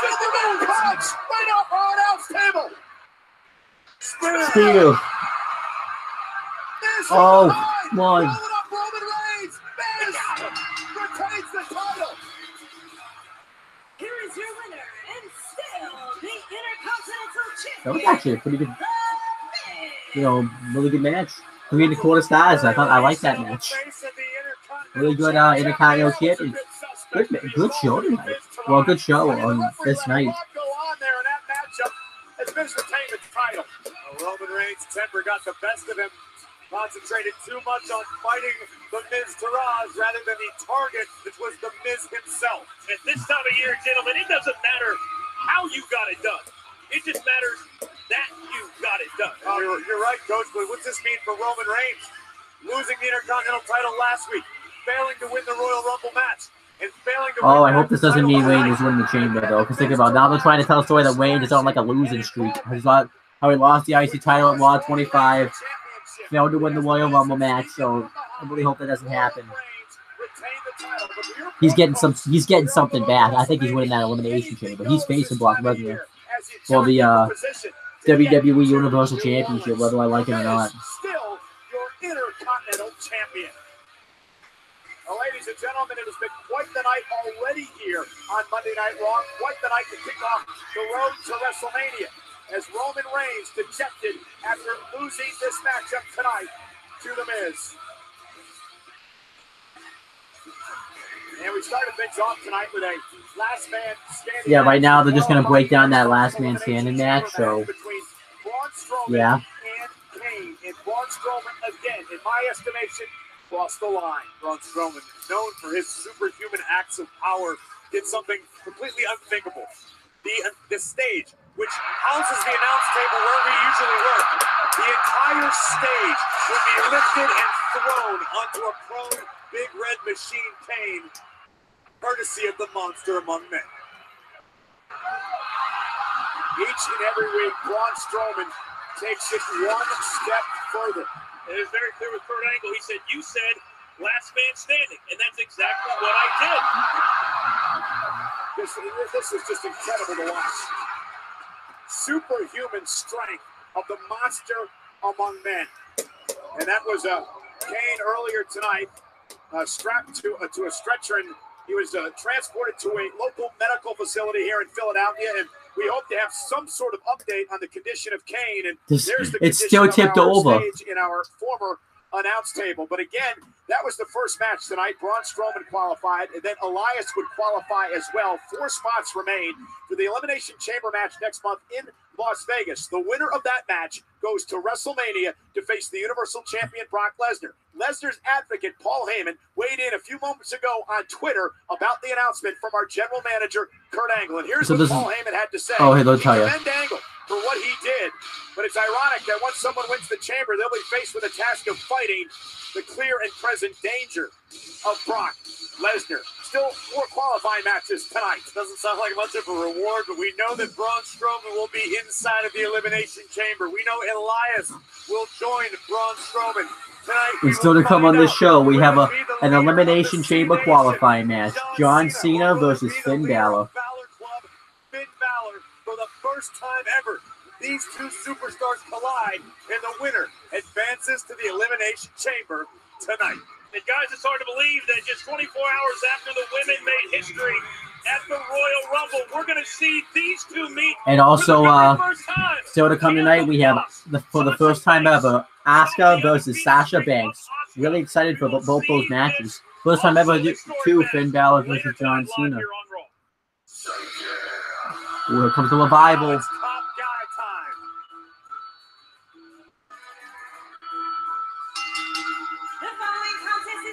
Team match scheduled for one fall. Introducing first, at a combined weight of 446 pounds, Scott Dawson and Dash Wilder, the Revival. Revival set for action at WWE Universe. We invite you to enter online now at WWE.com/Universal Suites for a chance to win a high-octane trip to Universal Orlando Resort to meet Naomi and Jimmy Uso. The Revival. So who they wrestling? Victory last night in the Royal Rumble kickoff show. They're in action. Live next on Raw. The wrestling. Oh, what's gonna happen on SmackDown? What are they advertising? I could not be more excited for WrestleMania. This is absolutely incredible. It all kicks off with Royal Rumble winners. Shinsuke Nakamura is going to WrestleMania. That is a moment that will be entrenched in the mind of Shinsuke Nakamura forever. SmackDown Live tomorrow night, 8/7 Central, only on USA. And we're back live. All right, right now we have Beauty and the Man Beast versus the Revival. Rhino and Dash are starting off this matchup, so it's interesting. I'm gonna say Revival wins, because there's really no reason for Beauty and the Man Beast to win. They're just enhancement talent. The Revival, you can do a lot with them. You really need to build them back up because they got kind of because they lost a lot of momentum. They haven't really gained any momentum since they've been back, but that Legend segment really didn't help. So let's hope that changes. He was actually only in the ring for 33 seconds because every time he tried to get in, he got taken out the entranceway by another competitor. I was talking to Rhino earlier today, and Rhino to that very point said he was actually proud of Heath Slater. He said old Heath would have crawled back into the locker room, not fight into the ring.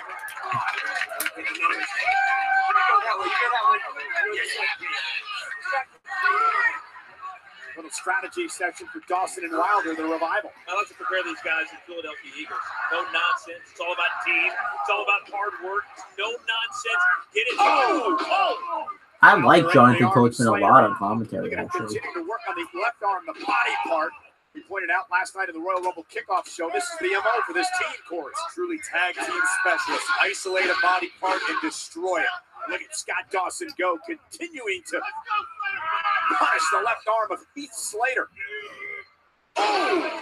Remember, when Slater and Rhino lost to the Revival last month, that's when Rhino said it's time to change the game, try to toughen Heath up a little bit.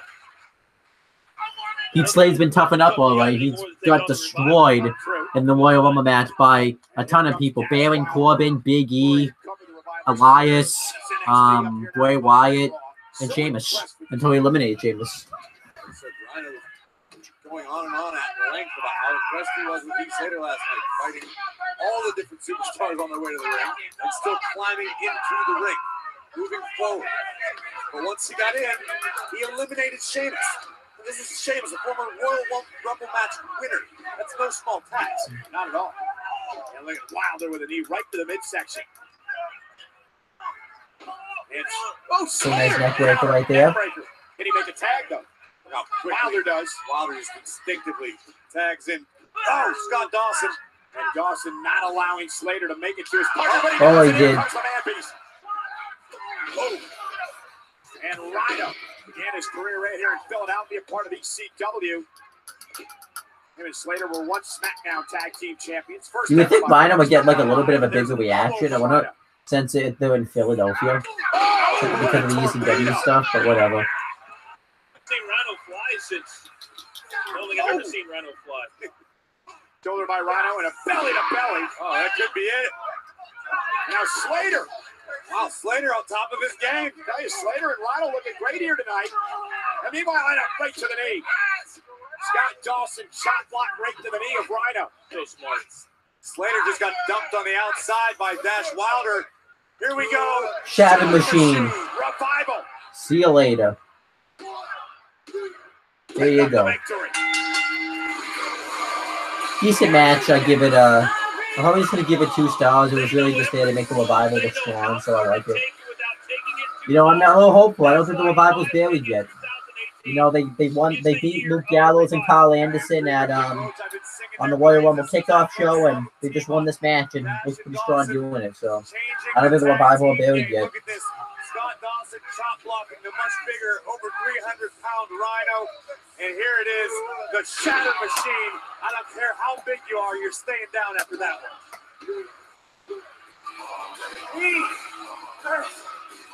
We just defeated the first ever SmackDown Live Tag Team Champions. So let me ask you, Charlie, okay, let me ask you.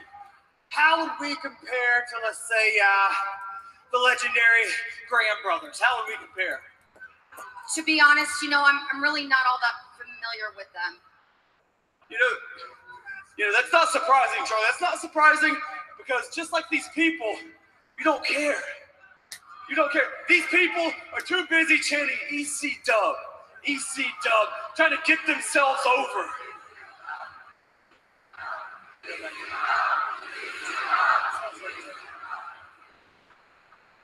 Trying to get themselves over, but unlike the two of us, we learn from the past. These people can't stop living in it.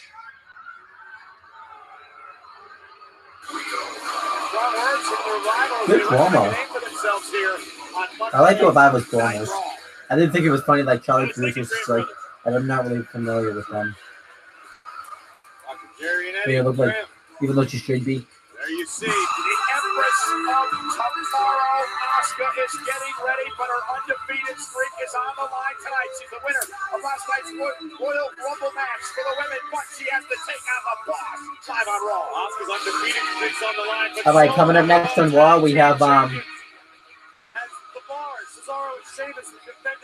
we have a Raw Tag Team Championship match where the Bar are going to defend against Apollo Crews and Titus O'Neil, which makes sense since Apollo Crews and Titus O'Neil have knocked them off in various matches.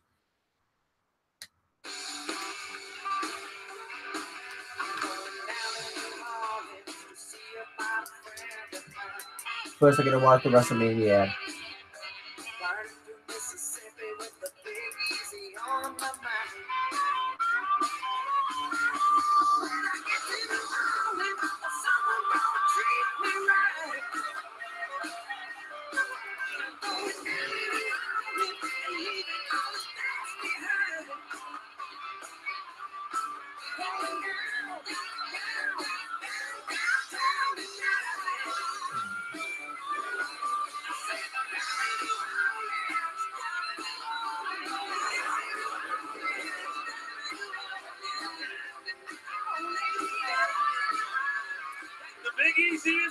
Welcome back to Monday Night Raw. Grave, Cole, and the coach here at ringside. And boys, it is not lost on me that I decided to come back the first night on the road to WrestleMania. And you know, one of the big parts of WrestleMania weekend happens the Friday night before WrestleMania. That's the WWE Hall of Fame induction ceremony. CBS Sports. Ooh, I can't wait to watch the video package for this. Inductees into the class of 2018. They are 3 sacred commandments. Thou shalt not steal. Thou shalt not kill. And thou shalt not mess with the Dudleys. Coming down. Levi and Boomerang, the Dudley Boys. Dudley Boys were ground and pound. Big bruisers that didn't take anything from anybody. They looked like a tag team. They dressed like a tag team. They did all the team maneuvers. The Dudley Boys always looking for a fight. The Dudleys were the top tag team and were an integral part of the ECW presentation. Getting in the ring with the Dudleys, man, it's intense. This is what Extreme is. They took pride in just doing a lot of everything goes matches. There was almost nothing that they weren't willing to do. Oh my God! When they came into WWE, they went straight to the top. They're here, and the Dudleys are ready to fight. They were hungry to show that they had something completely different to offer the tag team division. A first ever tables, ladders, and chairs match. 6 guys that just wanted to go out and tear the house down and try and steal the show. And we did. Their edginess helped them with their fan base for sure. Here it comes. Well, the Dudley's coming down.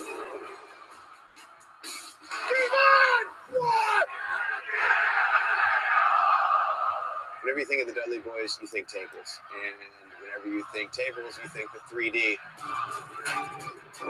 I did take a lot of 3Ds over the years. We're the Dudley Boys! From ECW, WCW, WWE, we win championships! These guys have conquered it all! Oh, my brother! Testify!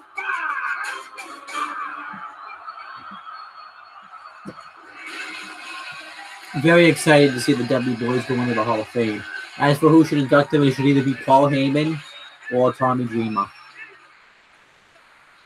Devon, get the Hall of Fame ring. The WWE Hall of Fame can be renamed. I feel like that's going to be a can. Dudleyville for one night. The news first broken earlier today by CBS Sports. Congratulations to Bubba Ray and Devon. In my mind, one of the greatest tag teams in the history of sports entertainment. And on behalf of everybody that's ever been put through a table Yep, by so those two, the Dudley Boys are going to be joining Goldberg in the Hall of Fame. As for who should induct Goldberg, that I don't know. Maybe DDP, maybe Eric Bischoff, maybe probably not Brock Lesnar. I know they're kind of close, but I don't think Lesnar would be able to go up there and talk in front of the Hall of Fame people for a while. So.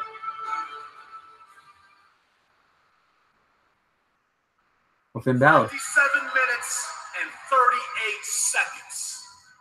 Last night, I entered the Royal Rumble match, and for 57 minutes and 38 seconds, I fought as superstar after superstar entered the ring, all gunning for the same thing: a championship opportunity at WrestleMania. And it was the promise of that opportunity that kept me fighting. for 57 minutes and 38 seconds. Until it was taken away by John Cena.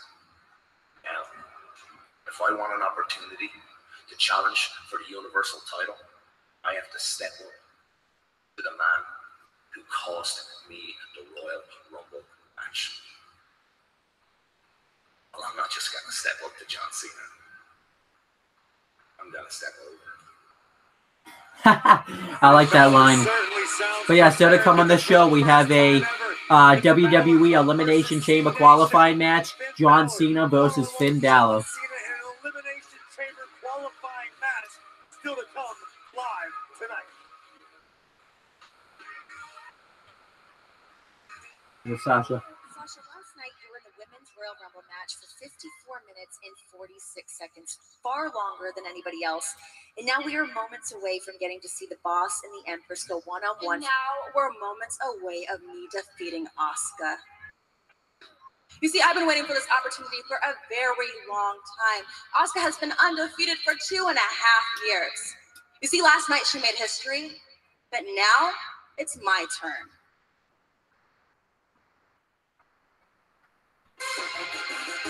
I'm liking that they're kind of putting back some of the stages of Sasha Banks when she was a heel. She needs to go like full blown heel though. They need to like fully turn Sasha Banks heel. The following contest is a women's division match scheduled for one fall. Introducing first, from Boston, Massachusetts, Sasha Banks. WWE Universe Suite, invite you to enter online now at WWE.com/Universal Suites for a chance to win a high-octane trip to Universal Orlando Resort to meet Naomi and Jimmy Uso. Sasha Banks looks supremely confident as we head toward a match that could change the way history's written. It's Sasha Banks. All right, I'm gonna do a pick. Asuka wins because I would think her first loss is gonna be on Raw. I hope it's not, anyways. I'm actually pretty excited for this matchup. Yeah.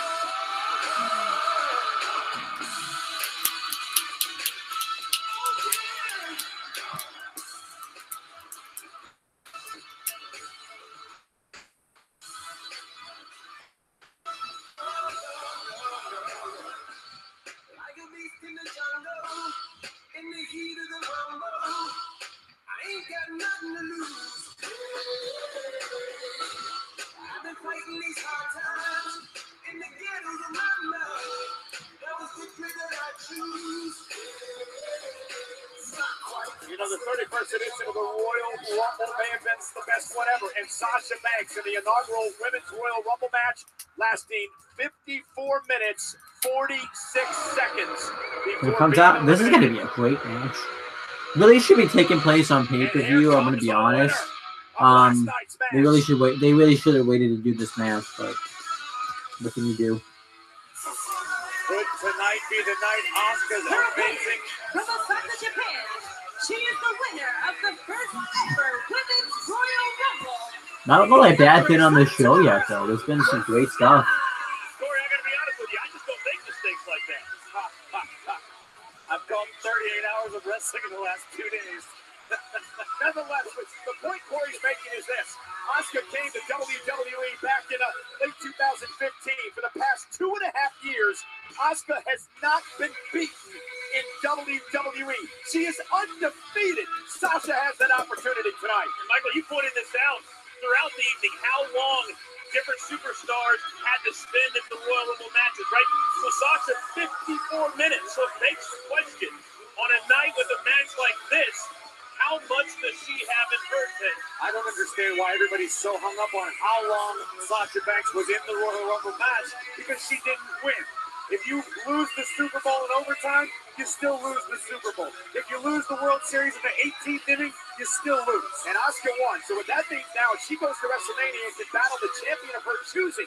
She may want to wait, however, because the Raw champion, Alexa Bliss, we found out earlier tonight, she has to defend her title in the first ever women's elimination chamber. I'm not gonna take my eyes off this match. This is gonna be a great match. That is big time. You know, obviously we've wanted to see this match for a while ever since Asuka came to WWE. You know, they both started in NXT, but we never saw it in NXT because Asuka came to NXT pretty much when Sasha Banks was pretty much done in NXT. Asuka came in October 2015. She had the match with Dana Brooke at NXT TakeOver Respect. And on that same night, Sasha Banks had a final match in NXT when she wrestled Bayley in the 30-woman Iron Man match, the first ever, by the way. In the main event of NXT was TakeOver Respect, which was the first time ever woman ever main evented like a WWE like special that wasn't like a Raw or a SmackDown. I guess a WWE Network event ever. Then you know, obviously then you had Sasha Banks come up to the main roster after she was done. She was in Team Bad with Naomi and Tamina Snuka. You know, she did okay in the main roster. Then she was having wins over like Natalia and stuff, and Becky Lynch. I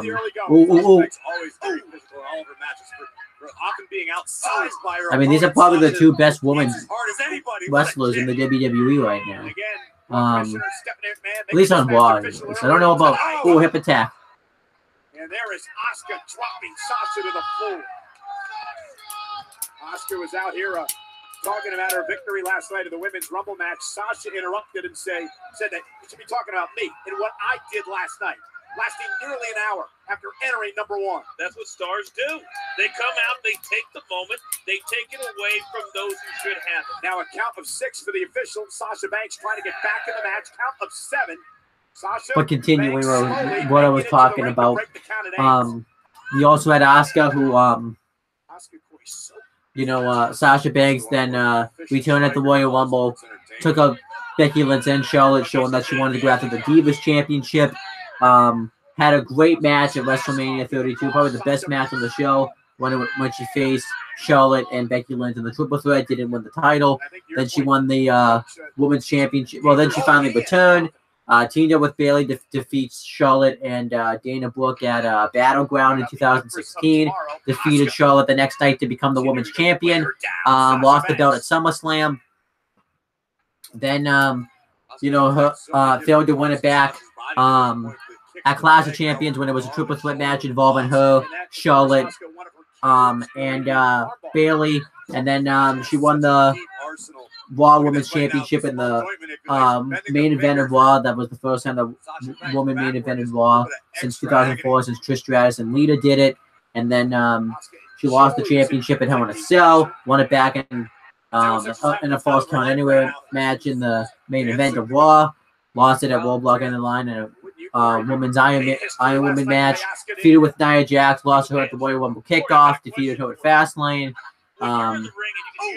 Was in a 4-way elimination match with Charlotte Flair, Nia Jax. Ooh, nice kick to the face by Sasha Banks. Ooh, double knees. Here's the cover. Will the streak end here? And a kick out of 2. To answer your question, Coach, I mean, it depends on the individual. Sometimes it can help, sometimes it can hinder. The boss is in control of Asuka. This is like a heel Sasha Banks right now. Taking it to Sasha Banks in this WrestleMania caliber match tonight between Asuka and Sasha Banks. Asuka's 2.5-year undefeated streak on the line against the boss.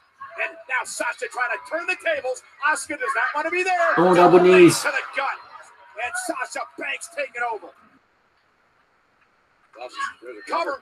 Look how she hooks the leg, closest to the ropes, forcing Asuka to kick out and not grab the ropes to force a break. Banks is still feeling the effects of those wicked kicks from Asuka, but take another look at this. Sasha Banks with her trademark maneuvers, double knees right to the abdomen of Asuka. And now the cockiness comes out of Sasha Banks as she gains control here. You talk about deep water, guys, and this is about as deep as Asuka has ever been taken in a very short Yeah, we continue talking about Sasha Banks' career.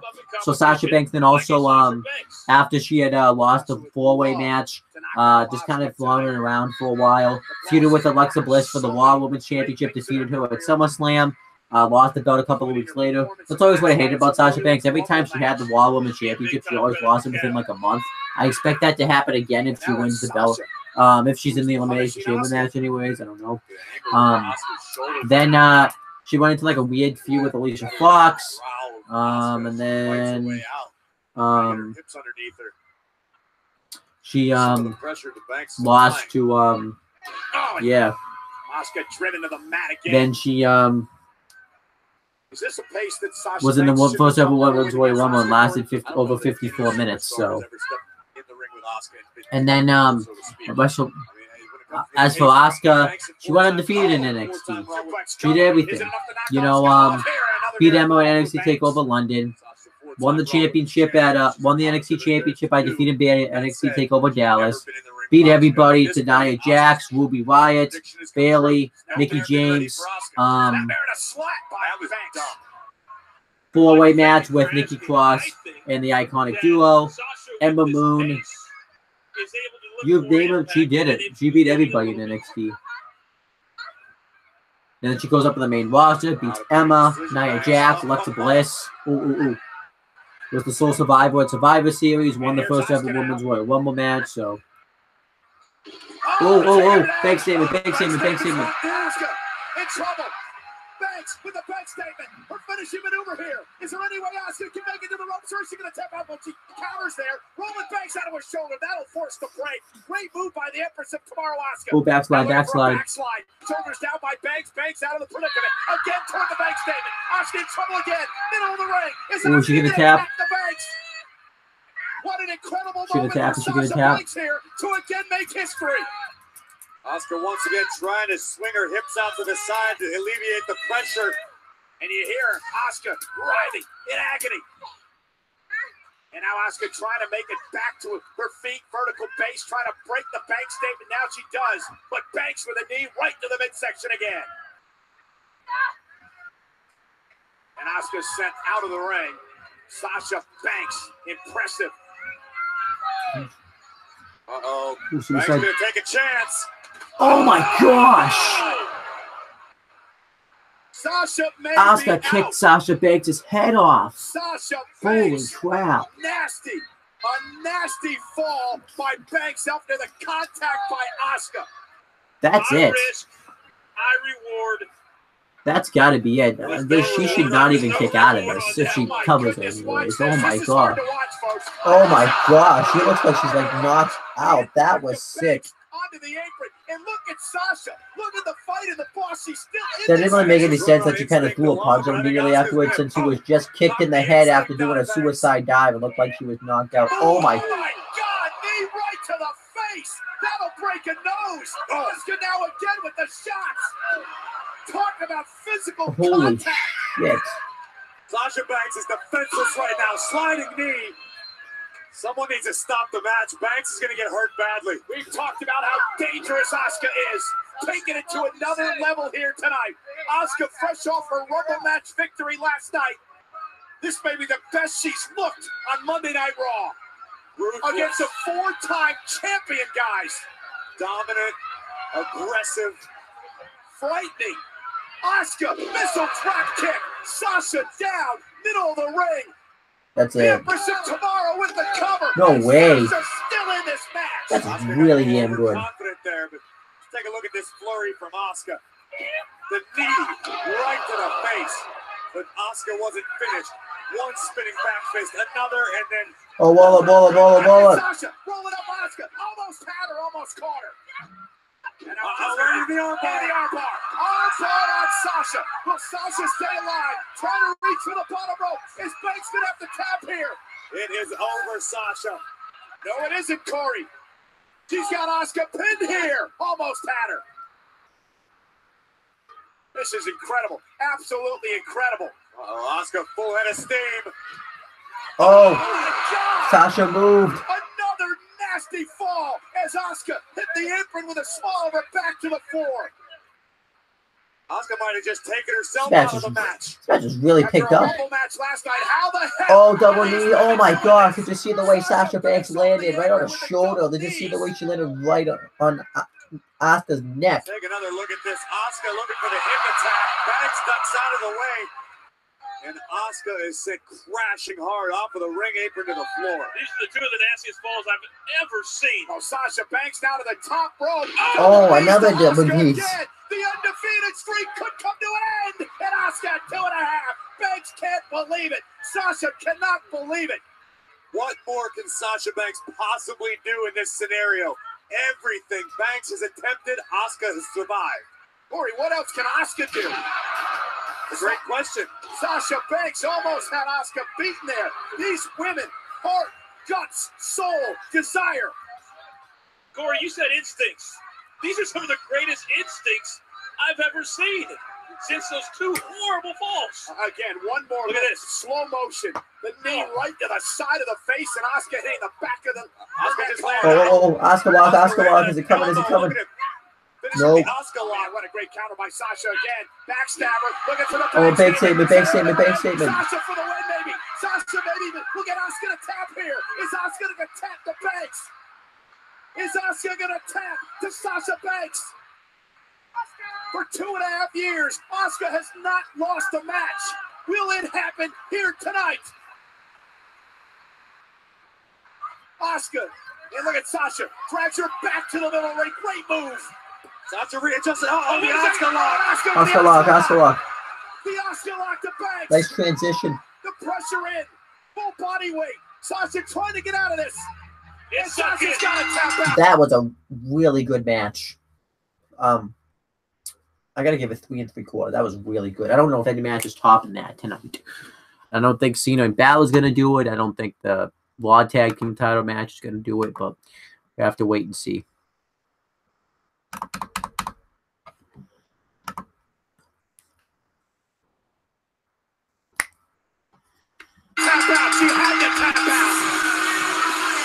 That match was really good. It's been a great show. Hasn't been like a dud or anything on this show. It's been, you know, we're on the road to WrestleMania, baby. Even Sasha Banks is not ready for Asuka. You saw earlier tonight, both women not really giving the other a whole bunch of respect. But there hasn't been one thing wrong with this show yet. Look in the ring. They both respect each other a great deal. This was an instant Monday. I will give it down on the fact. So let's do the up-down method. The opening segment, up. I'll give it down. I guess if I had to give something down, is that they gave away this match in Raw versus waiting until like WrestleMania or something like that. But yeah, the first opening segment, up.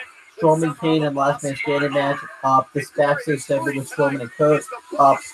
The Miz interview, the Miz Elias versus Woken and Howdy, up. Miz promo, up. Intercontinental Championship match, up. And then Finn Balor promo, up. This match, up. Dudley's going to the Hall of Fame, up. Pretty much on the part of the show, but still. And Sasha is forced to tap out. Ladies and gentlemen, what these two women have accomplished. I'd like to see this match again. I would like to see Sasha Banks turn heel, win the Raw Women's title, and want to defeat Asuka at WrestleMania. Make Asuka prepare at WrestleMania. This is what the women's evolution is all about. Well, ladies and gentlemen, switching gears, we heard from Finn Balor earlier on tonight. Now it is time to hear from his opponent in their first ever match later, John Cena.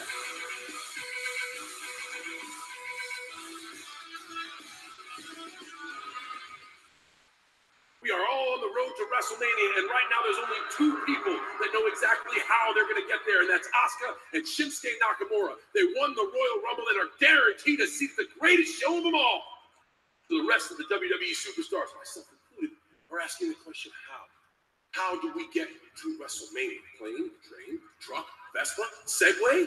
Last night, I let a chance slip through my fingers. I will not let it happen again. If I can beat Finn Balor tonight, I gain a spot in the Elimination Chamber. If I can win the Elimination Chamber, that is how I will get to WrestleMania. And you may ask, why is that so important to me? Well, for so long, I have been hearing the question, when am I done? It's time for all of you to realize I'm just getting started. I like these like phone promos they're doing. It's kind of cool. But yeah, still to come on this show, we have an Elimination Chamber qualifying match. John Cena versus Finn Balor. That's right. For the first time ever, he'll take on Finn Balor. I think we all know how long he was in the Royal Rumble match last night. 57 minutes, 38 this match has reason now because Cena eliminated Finn Balor from the Royal Rumble. Picked up two upset victories over the current tag team champions. The titles are on the line. Titus and Apollo against the Bar. Next.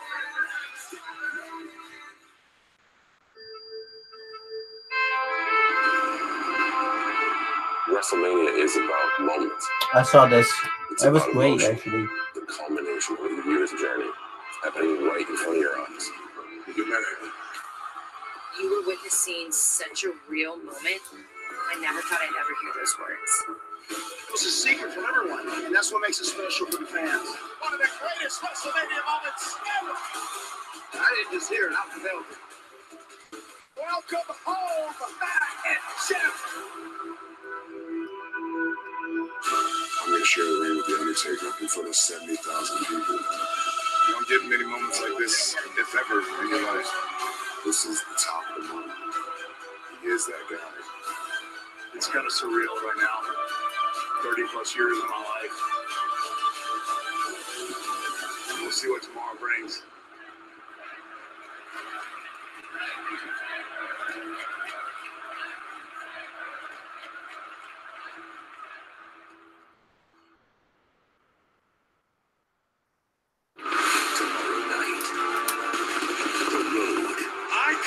I'm gonna fast forward through this because I already saw it. This is absolutely incredible. It all kicks off with ladies and gentlemen. Come on, let's go.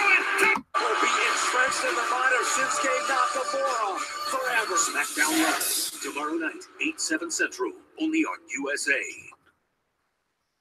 Ladies and gentlemen, fresh off a Rocky Apollo Creed emotional physical battle between Sasha Banks and Asuka, we welcome you back to Monday Night Raw tonight in Philadelphia. We are at the Wells Fargo Center.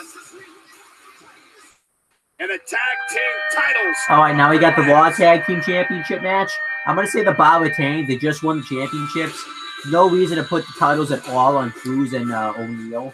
I don't know why you would, but I'm going to say they win.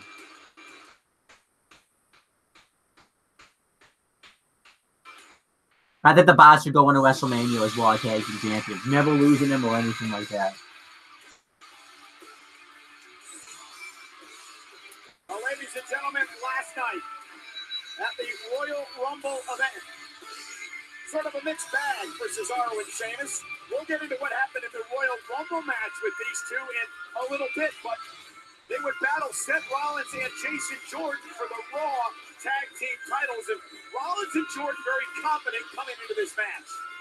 Definitely riding on a high. Rollins and Jordan came ready to fight, but so were Sheamus and Cesaro. In the early moments of the match, Jordan would be taken off the apron by Cesaro and run face first into the ring apron, or I'm sorry, the ring post, would effectively take Jordan out of the match for good. Yeah, for good. He came into the match at one moment momentarily, but as you can see here, he could not continue, and that caused a brogue kick to Seth Rollins and allowed the Bar to win the tag team titles for a fourth time. There's a lot of heart, but there also was a lot of frustration on behalf of Seth Rollins and Jason Jordan, but that does not take away at all anything that the Bar was able to do. So, guys, you know we are on the road to WrestleMania, right?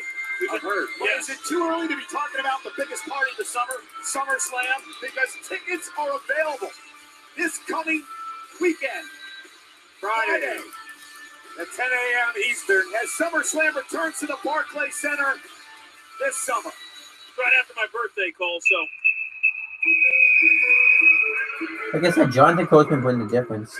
Yeah, think about it. The Bar's 4-time Raw Tag Team Champions. I just so many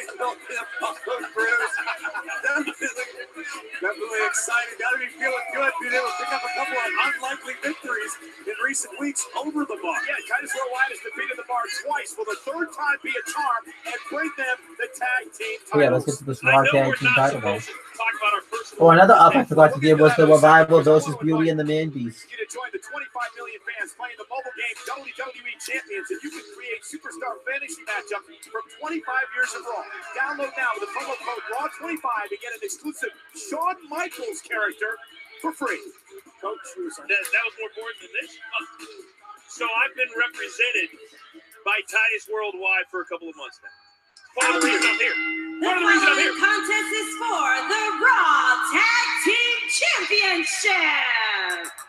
Introducing first the challengers, the team of Apollo Crews and Titus O'Neal.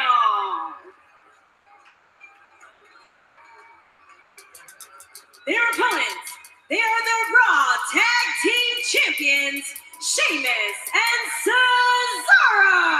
You really want us to believe that Titus Worldwide is the reason you're back on Monday Night Raw? Well, I'm not going to say it's the entire reason, but Coach, I got a lot of the reasons. I've got nothing to respect for you. I spent months trying to get Booker T to join Titus Worldwide. He refused outright. Tag Team Championship match here on Monday Night Raw. The 4-time champions, the Bar, taking on Titus Worldwide, Apollo Crews, Titus O'Neal, of course, their statistician, Dana Brooke at ringside. The Bar have not had much luck with Titus Worldwide. Apollo Crews and Sheamus starting off this matchup. Great strategy by Yeah, Crews. I mean, I do like the Titus Worldwide concept, but it just has gone in a really weird direction. He recruited Apollo Crews. That was going okay. Then he recruited Akira Tozawa. Akira Tozawa won the Cruiserweight Championship. And then once he lost the belt to Neville and lost his rematch, he just dropped him out of the group. I'll still occasionally say he's in it. And now they've added Dana Brooke, and it's are you doing? Subscribe to Jay Hebert Side 95 because he made a custom Titans one to the people that should have been in the Titus brand, and I agree with those people actually. You know, he had himself, Apollo, well, you know, Titus O'Neil, Apollo Crews, Sasha Banks, Shelton Benjamin, and Cedric Alexander. Those are the guys that should have been in the Titus brand. I mean, they really should do a lot with Apollo Crews too. He had a lot of potential. You brought him into WWE. He was doing really well in NXT. He defeated, he debuted at NXT TakeOver Brooklyn. He defeated Ty Dillinger. Then he, you know, went on to have a pretty good winning streak. He defeated Tyler Breeze at NXT TakeOver Respect. He won a battle royal to become the #1 contender to the NXT Championship. Didn't really win the championship. Then he lost a match to Baron Corbin at NXT TakeOver London. He had a really good match with Finn Balor like early in 2017, but lost. Defeated Elias Sampson in his final match in NXT. He was caught up, I think, way too quick. I think that was one of the main issues, is they caught him up way too early. I remember he actually had like a really good match too with I don't know if this was his name at the time, but only looking at it in NXT. I think his name was like Chris Buskett or something though. Then he comes up to the main roster. He has some enhancement matches with members of the Social Outcast, and then Tyler Breeze and stuff like that. And then they started to kind of go. He got into like a weird feud with Stardust that didn't really go anywhere because Stardust ended up leaving the company in real life. And then you know, he got into a feud with Sheamus that was actually going pretty well. He defeated Sheamus at Money in the Bank, and then he was drafted to SmackDown. They didn't do anything with him. He got like an Intercontinental Championship match with The Miz at SummerSlam, and that was really all he got out of it. And then, yeah, then he Sheamus just started mouthing off at and then you know, he got into a weird feud with Dolph Ziggler where he was like friends with Kalisto or whatever, and then he just was drafted to Raw, and he just pretty much has been a part of the Titus brand. So all right, the show's back on. Right now, Cesaro is still dominating Titus O'Neil, so I mean, it's really too late to do anything with Titus O'Neil either. They could have kind of done something with him. He originally came into NXT. He didn't really do it very well at the start. I remember he did the keg carrying competition in season 2 and he dropped the keg, and then he talked about how he was going to make it a win after he was eliminated, had a really good promo. Then he came back at like season 5 for like redemption, and that just sucked, and then they like turned him heel. He teamed up with Darren Young. They became the Primetime Players. They got the AW, then because AW got fired, the whole thing was nixed. And then Titus O'Neil and Darren Young turned face when Darren Young came out to be gay. They got like a WWE Tag Team title match against Seth Rollins and Roman Reigns. They've had other ones before, like against Kofi Kingston and R-Truth in 2012. And then that fizzled out. They did a whole thing with like Titus O'Neil puked on the Real Americans, which was weird. Then he turned heel on Darren Young after they lost a match at back. So he feuded with them, defeated Darren Young at Elimination Chamber in 2014. Then he didn't really do anything with him. He feuded with like he got into a tag team with Heath Slater and became known as Slater and Gator, which was weird. And then he did some stuff in NXT. Wrestled guys like Sami Zayn, and then wrestled Adrian Neville for the NXT Championship and failed to win it. And then he wrestled and then he went back up to the main roster. We formed a tag team with Darren Young as the Primetime Players by taking out the Ascension. And then they became the first team to defeat the Ascension. Didn't really do anything with them. Then they feuded with the New Day for the WWE Tag Team Championships, won them at Money in the Bank. They were part of the first ever Tag Team Elimination Chamber too, actually. And then they lost them at SummerSlam. Then they just randomly broke up the Primetime Players for no reason. And Titus O'Neil was like doing okay stuff, and he got into like a weird feud with Stardust.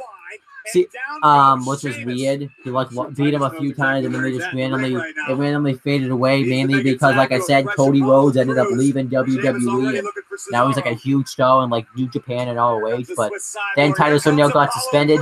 He never really recovered after his suspension. And by the way, Apollo Crews got the hot tag on Cesaro. By the way, He never really recovered after his suspension. I think that's when he went wrong. He came back, feuded with Rusev for the U.S. title.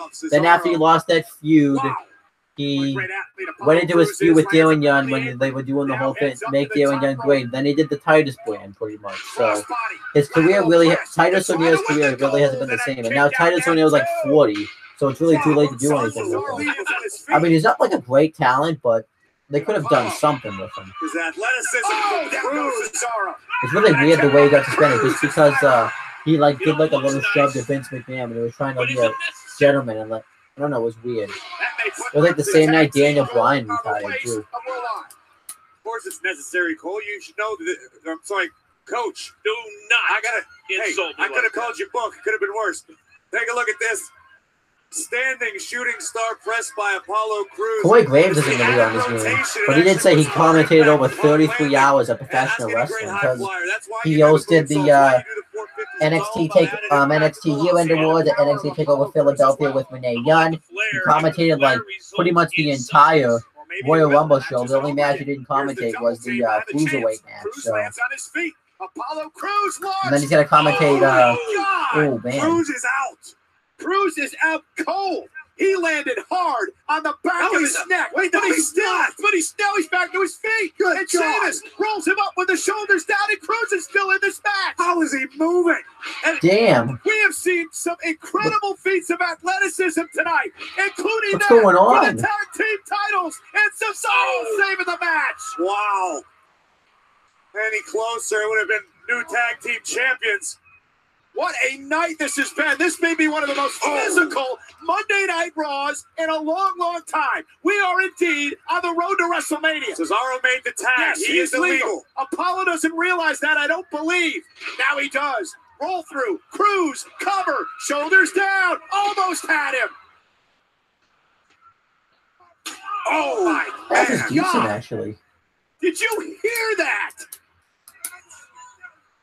And now the double team. The Bar retains.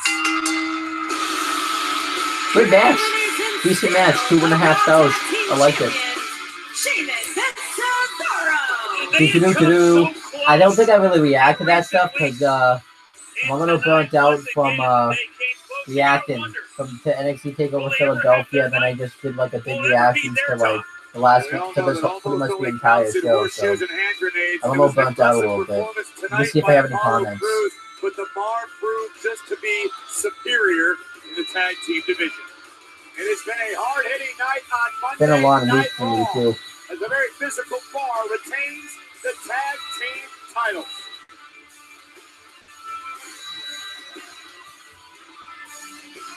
But we are far from done. We have another Elimination Chamber qualifying. Damn, that's another match though. We have an Elimination Chamber qualifying match. John Cena versus Finn Balor. Still to come tonight. Oh man. To be in the Elimination Chamber match on the line. And it's coming up next on Oh, coming up next. And last night got the entire sports, entertainment, and WWE universes. The Warner Bros. Is coming out, I guess. All talking about the newest arrival to WWE. We'll take a look back at the arrival of Ronda Rousey up next on Raw.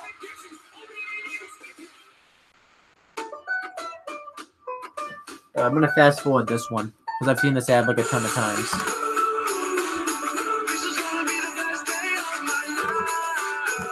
Stay at 9, only on E, and catch up anytime.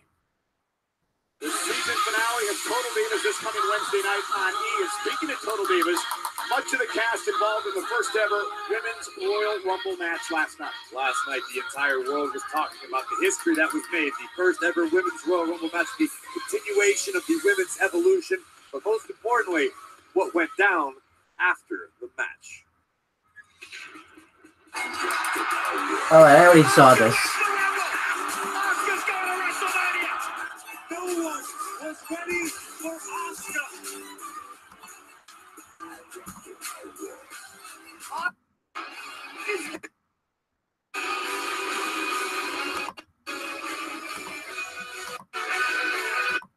Championship wants to face now WrestleMania.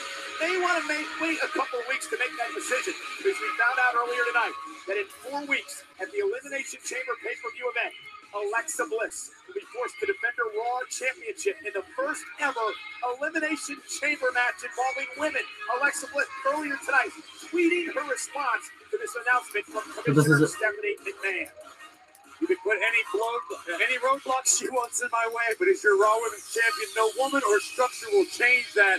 Alexa Bliss fully intends on heading to WrestleMania as champion. We already know there's going to be a men's Elimination Chamber match as well. The winner of that goes to WrestleMania to take on Brock Lesnar for the Universal Championship. Couple of qualifying matches already tonight, including They're just kind of updating last everything. man standing, Braun Strowman versus Kane, and Braun Strowman crossing the line again.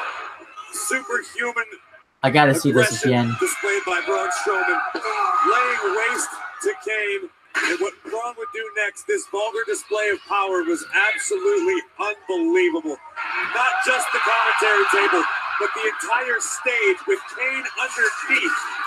Braun just toppling everything, crushing Kane underneath it. And we have an update now, ladies and gentlemen, on the situation involving Kane. He was taken to a local medical facility and into the emergency room. From what we understand, Kane sat up in the emergency room. He then began to crawl his way out of the hospital. He would drag himself to his feet. It was a frantic scene from what sources are telling us on hand. Well, I kind of wish I had seen that. To keep Kane from leaving the medical facility, but Kane did just that. He left the medical facility and has not been seen since. So again, the carnage, the destruction caused by Braun Strowman here. It's still tipped over. They still have it tipped over. Commentary stage and table, all at the hands of the monster among men. So Braun Strowman and Elias have advanced tonight to the Elimination Chamber match. We're going to find out who will join them.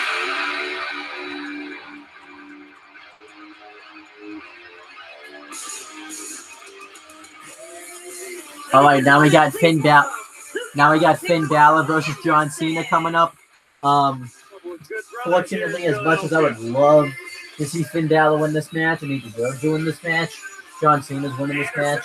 No way Finn Balor's winning this match. I don't see it at all. The only way I could see it happening is if Undertaker came out and screwed Cena out of the match, but I don't think that's going to happen. I feel like they're going to save the Taker build-up for a while.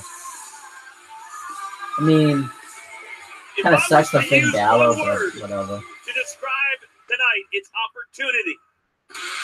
I mean, you really can't have Balor. You really can't have Balor lose this match, though. Just because of the fact that he just formed his alliance with the Balor Club, Gallows and Anderson. So it really wouldn't make any sense. But they claim he's not over, so I love those things. And now it's like, I like how he turned it into a meme too. Like I'm flipping over burgers. Royal Rumble match, Finn Balor entered at number 2. He lasted 57 minutes and 38 seconds before being eliminated by his opponent tonight, John Cena. And I'm not going to go where you think I'm going to go because I don't afford to yell at him.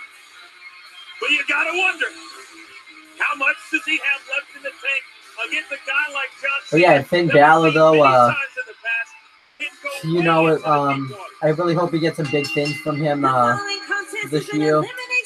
I mean, going 55 minutes in the Royal Rumble is a good start for him. But I don't really know what else.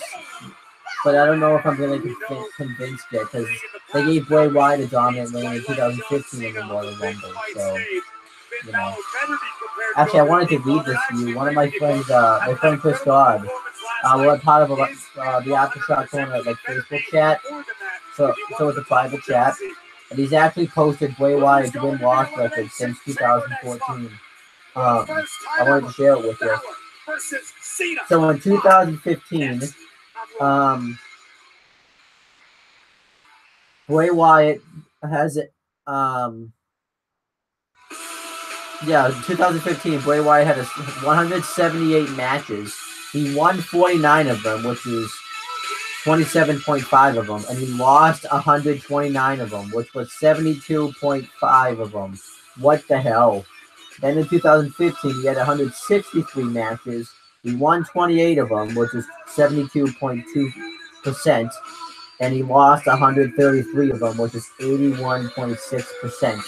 In 2016, he had 133 matches. He won 24 of them, which is 18.0%, and he lost 107 of them, which is 80.5%. And then in 2017, he had the same amount of matches in 2016. All right, on 205 Live, though, I just want to announce this real quick before. Let me finish doing this, though, with Bray Wyatt. So, yeah, 2017, he had 133 matches. He won 37 of them, which is 27.8%. And he lost 95 of them, which is 71.4%. And already this year, he's had 13 matches. He's won 2 of them, which is 15.4%. He's lost 11 of them, and which is 84.6%. So that's just awful for him. Yeah, it's just I don't know what you can really say to that. He's been used like a joke. But yeah, I'm gonna tune into 205 Live, at least for the most recent episode, which was kind of a couple of weeks ago, to check out who the brand new general manager of 205 Live will be and what the state of the Cruiserweight Championship is gonna look like. I'm surprised we didn't really see any a Cruiserweight match. I guess they want to wait till they kind of figure out what they're gonna do with the Cruiserweight situation. So whatever, we'll find out then.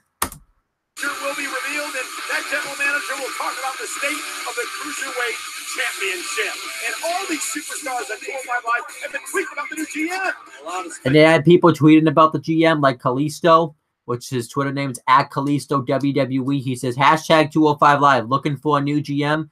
It should be a good leader and someone to look up to. What do you think, @Rey Mysterio? TJ Perkins, what's his Twitter handle is @MegaTJP, says, as the best technical wrestler on @WWE 205 Live, my selfish and appropriate recommendation for a new GM would be the man of 1,000 holds, Dean Malenko, #WWE 205 Live. Then you have Tony Nese, who his Twitter name is @Tony Nese, said, with the list of Jericho to keep everyone in check, I feel I am Chris Jericho. I feel I am Jericho would be the perfect GM for #205 Live. Plus, I've got #8 reasons why I never, ever make the list. Tony Nese, you're going to make the list 30 times. Shut up, Tony Nese. Shut your fucking mouth. We saw him last night in the Royal Rumble match. It was awesome to see. There's a lot of really respectable ideas here. Those will all be great. But you have more. You have Cedric Alexander, whose Twitter handle is @CedricAlexander, said, another great choice for @WWE 205 Live. GM would be @Mauro Ranallo, #Mamma Mia. So that'd be interesting. Mustafa Ali, whose Twitter name is @Mustafa Ali WWE, says, here's another #205 GM suggestion. @E Bischoff, which is Eric Bischoff, brought the Cruiserweight style to a worldwide audience before. Why not again? And then Drew Gulak, whose Twitter handle is @Drew Gulak, says, for #205 GM, @Vicky Guerrero. Excuse me? Vicky has a legacy and history as general manager. It would be an honor to compete with her in charge. Well, that's one way of going, but it's good to see that Corey will be there. Anybody else? Tomorrow to make sure everything goes correctly. No, that's it. So yeah, those are all some interesting choices for the general manager of 205 Live. Those are some pretty interesting choices. You know, I think the most likely one out of all of them would probably be Back one night, you already rescheduled me. maybe Rey Mysterio. Did you just saw him? Actually, I don't think it's gonna be Rey Mysterio.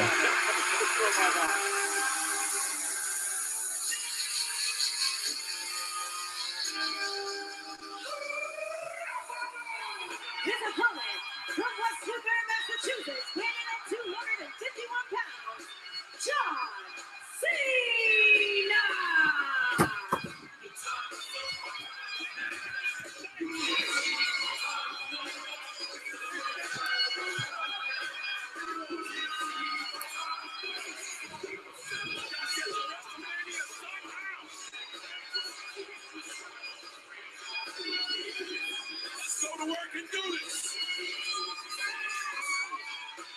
I've been gone for a minute, but somebody please explain to me why John Cena, it's him against the world. Feels like it here anyway in Philly. The most polarizing figures ever in sports entertainment, but also undeniably one of the greatest of all time. When we get to Des Moines for Monday Night Raw next week, we will know 3 of the competitors in the Elimination Chamber match. We already know Braun Strowman and Elias are there. One of these 2 men will join them in Las Vegas in 4 weeks. The one thing I've always loved about John Cena, and we just heard him say it at the top of the ramp, when he comes out, it's time to go to work. It's time to get serious. John Cena was eliminated by the eventual winner, Shinsuke Nakamura, in last night's Rumble match. All right, let's get to this matchup, though. I really hope Finn Balor wins, but it's not going to happen. There's John Cena at the top of the ramp, so we got to get to WrestleMania somehow. John Cena thrives in situations like this, environments like this, hostile environment, heavy competition, big fight feel. And a tremendous opportunity for the first ever Universal Champion, Finn Balor. Against, in my opinion, the greatest of all time, the 16-time champion, John Cena.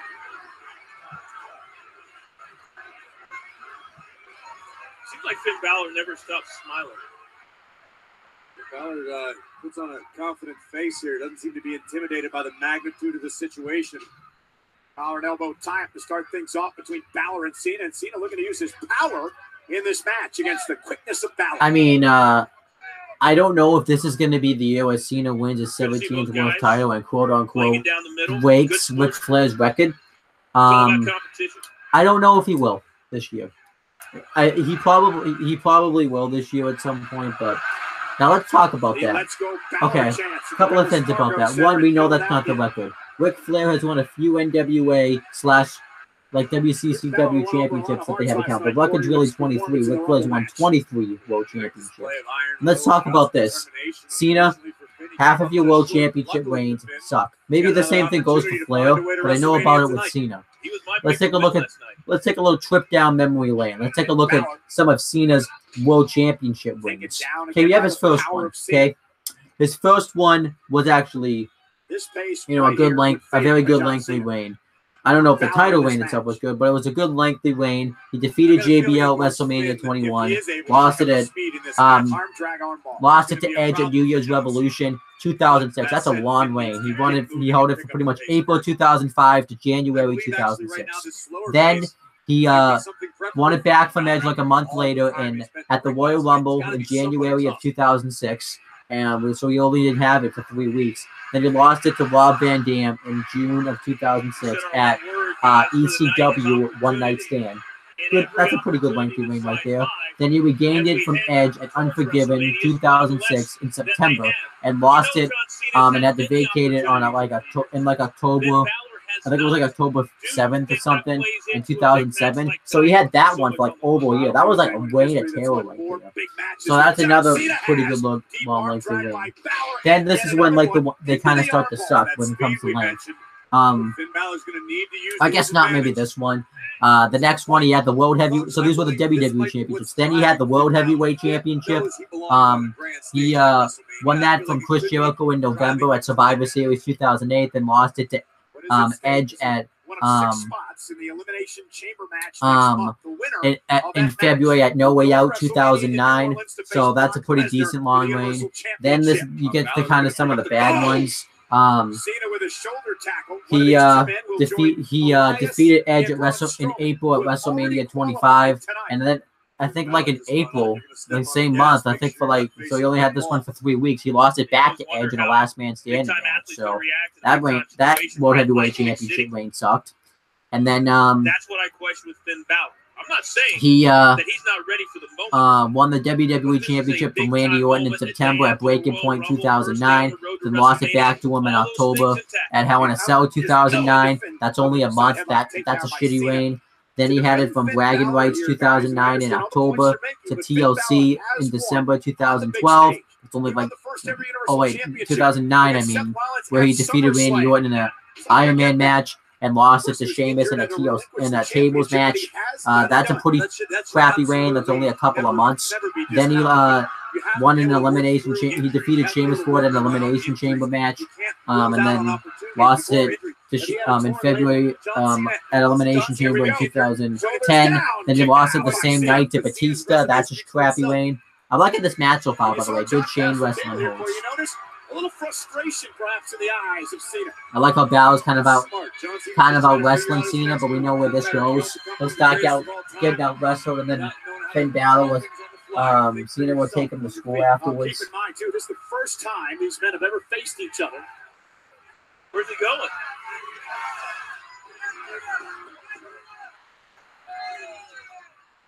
Cena back into the ring. Continuing with this World Championship reigns. Then you had then he defeated Batista for it at WrestleMania 26 in March, I think it was. Then lost it to him, lost it to Sheamus at Fatal 4-Way 2010 in June. That's a decent. I guess that's an okay reign. A little surprised that Balor's engaging in this test of strength with John Cena. What's going on? I think John has a distinct power advantage. They were booing and cheering something. Finn holds his own. Well, momentarily, here comes the power of John Cena. And this is something you don't want to do against John Cena, guys. You're never going to win a battle of strength against this man. Yeah, look at this. Cena just crippling the hands of Finn Balor with the Greco-Roman knuckle lock. He's brought Balor to his knees. That happy-go-lucky Cena is long gone. Slowing the pace. Balor trying to fight back, trying to make it back to his feet, trying to outpower Cena. What's going on over there? Great technique from Balor. Oh, into a cover. Somebody's like getting roasted in the crowd. Cena too. Oh, and a right hand right across the top of the face of Finn Balor. Cena's taken over in his qualifying match in the chamber.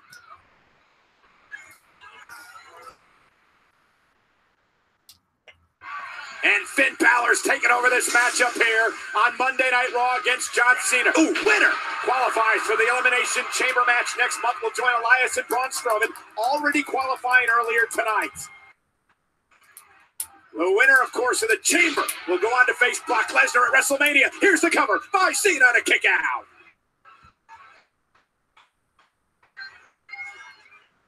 I want to see a look of growing frustration on the face of John Cena. You got to ask yourself, maybe he underestimated what Finn Balor brought to the fight tonight. I don't see that look at all.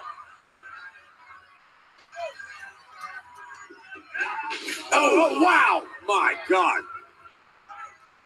I see determination. I see laser focus. Again, watch the impact here of Finn Balor whipped into the corner by Cena. So much velocity, Cena lost his balance as he launched Finn into the corner. Now Cena sends Finn again across the ring. I think the ring shifted a few inches. I think what we're realizing here now, guys, is there's a time to have fun, a time to joke around, and there's a time to be serious. And John Cena just got serious. John Cena wants Obviously, to go this to is what Cena does. This is the first step toward getting there.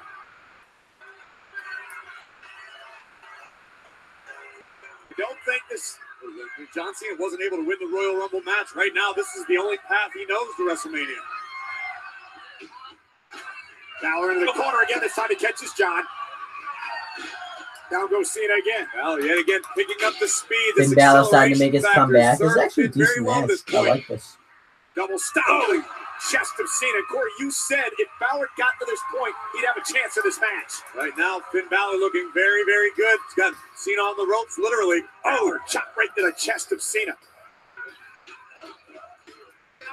Oh, Cena with a shoulder tackle out of the corner. And here comes John. Vintage Cena here. Both men, great counters.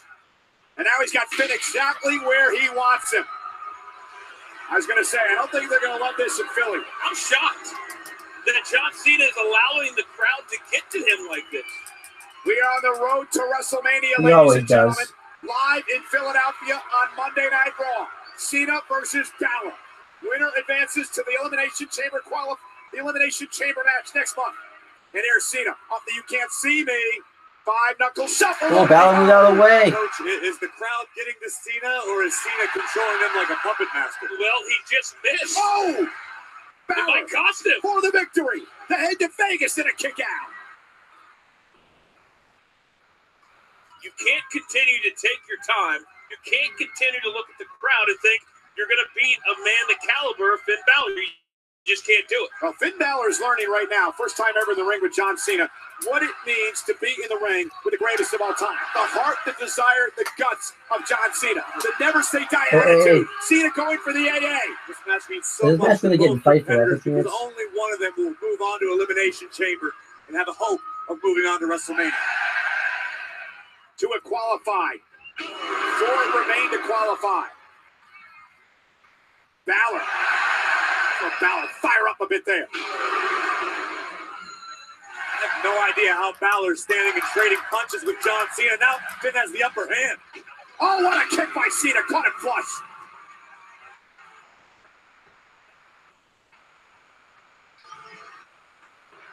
Standing on the wrist of Balor. Now he ensures the 5-knuckle shuffle. Kind of a weird 5-knuckle shuffle, but okay. And now Balor up on Cena's shoulders, looking for the AA to put Finn Balor Balor on his away. feet. Can it be done? Oh, no. Balor lands on his feet. Oh, Oh, my oh. Lord, the overhead kick by Balor. It's over. Isn't it up to go to the chamber? Cena at 2.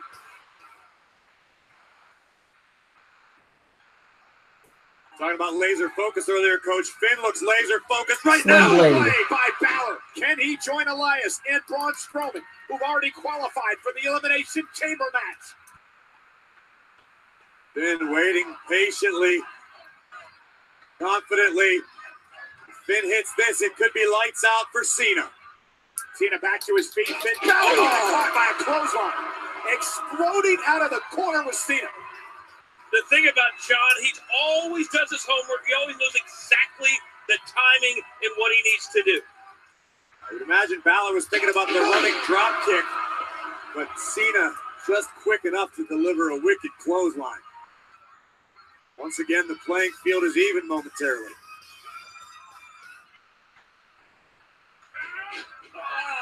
Cena runs into the boots of Balor. Oh, Balor got caught. The strength of John Cena. Flat out raw power. Wow. Oh, he's just gonna. This is amazing. Balor up on his Oh, shoulders. yeah. Cena with the AA to Balor. The cover. Yeah, everybody kicks out of at least one AA now, so. Corey, I told you. You don't know. Into the crowd way I don't even see Gallows and Anderson out Maybe there. you were right, Coach. Are they even out there? You can definitely see the frustration on the face of Cena right now. There's no doubt that John Cena delivered a massive AA here. Whether the crowd or not, he hit Balor hard, and Balor was able to kick out of a massive AA. But right now, split seconds mean everything. Cena was throwing up the Balor's too sweet sign there, and Oh yeah, he did the too sweet thing. Cena did.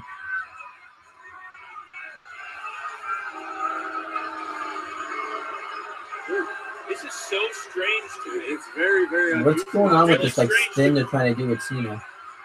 He just said to me, "I'm just trying to go to WrestleMania. That's all I'm trying to do." Oh, I get that. This might not be the best strategy to defeat Finn Balor. Why is Cena?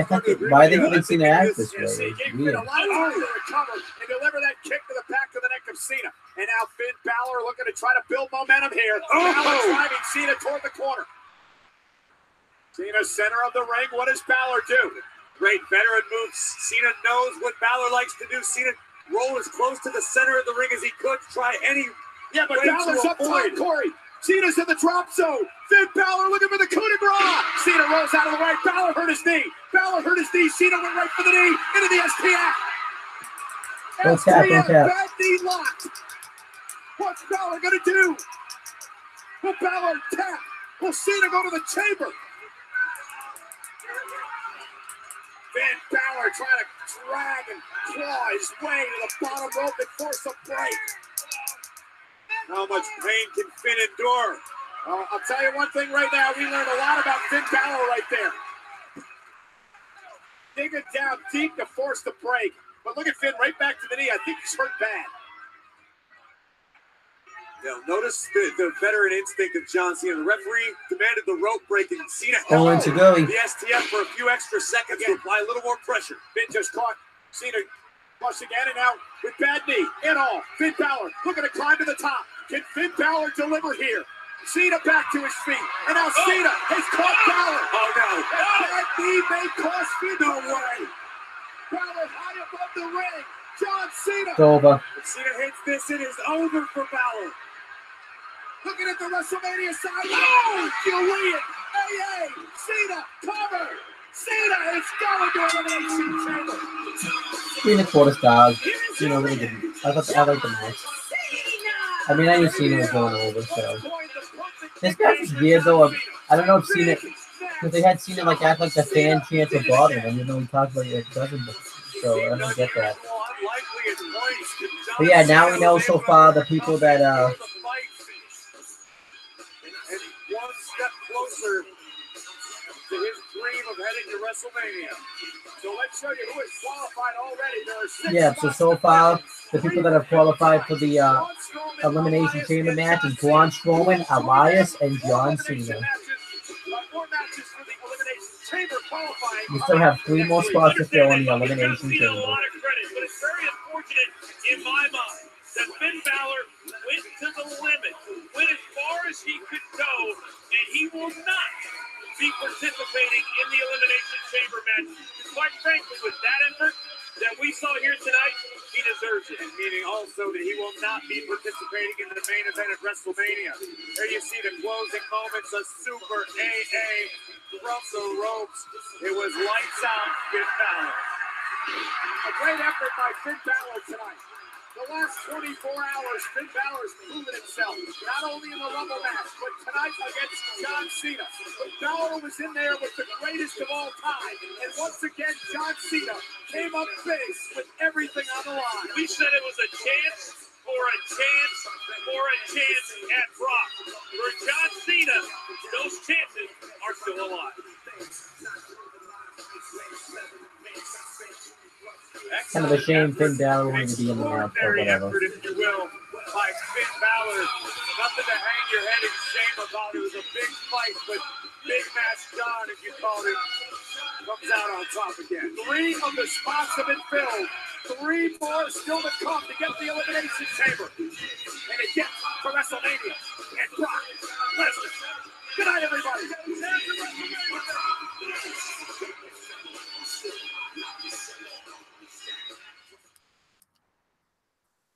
All right, that's Raw. Overall, Raw was a great show. I'll give it an 8 out of 10. I really enjoyed the show. Had a lot of great matches. Everything meant something on this show, and it was great. The only thing I can think about that was wrong with Raw was that they gave away like a lot of first-time evers that you could have saved for like WrestleMania or like a future pay-per-view, like John Cena versus Finn Balor, Asuka versus Sasha Banks. So I think that's like one of the flaws with Raw, but with this show, but still a great show. Definitely would recommend it. That was about it. Pretty much subscribe to all the stuff down below. I'm not going to do another live reactions now because I'm burnt out from doing TakeOver and Raw now. So I'm going to probably go to bed and continue it tomorrow. So that's pretty much it, guys. Talk to you later.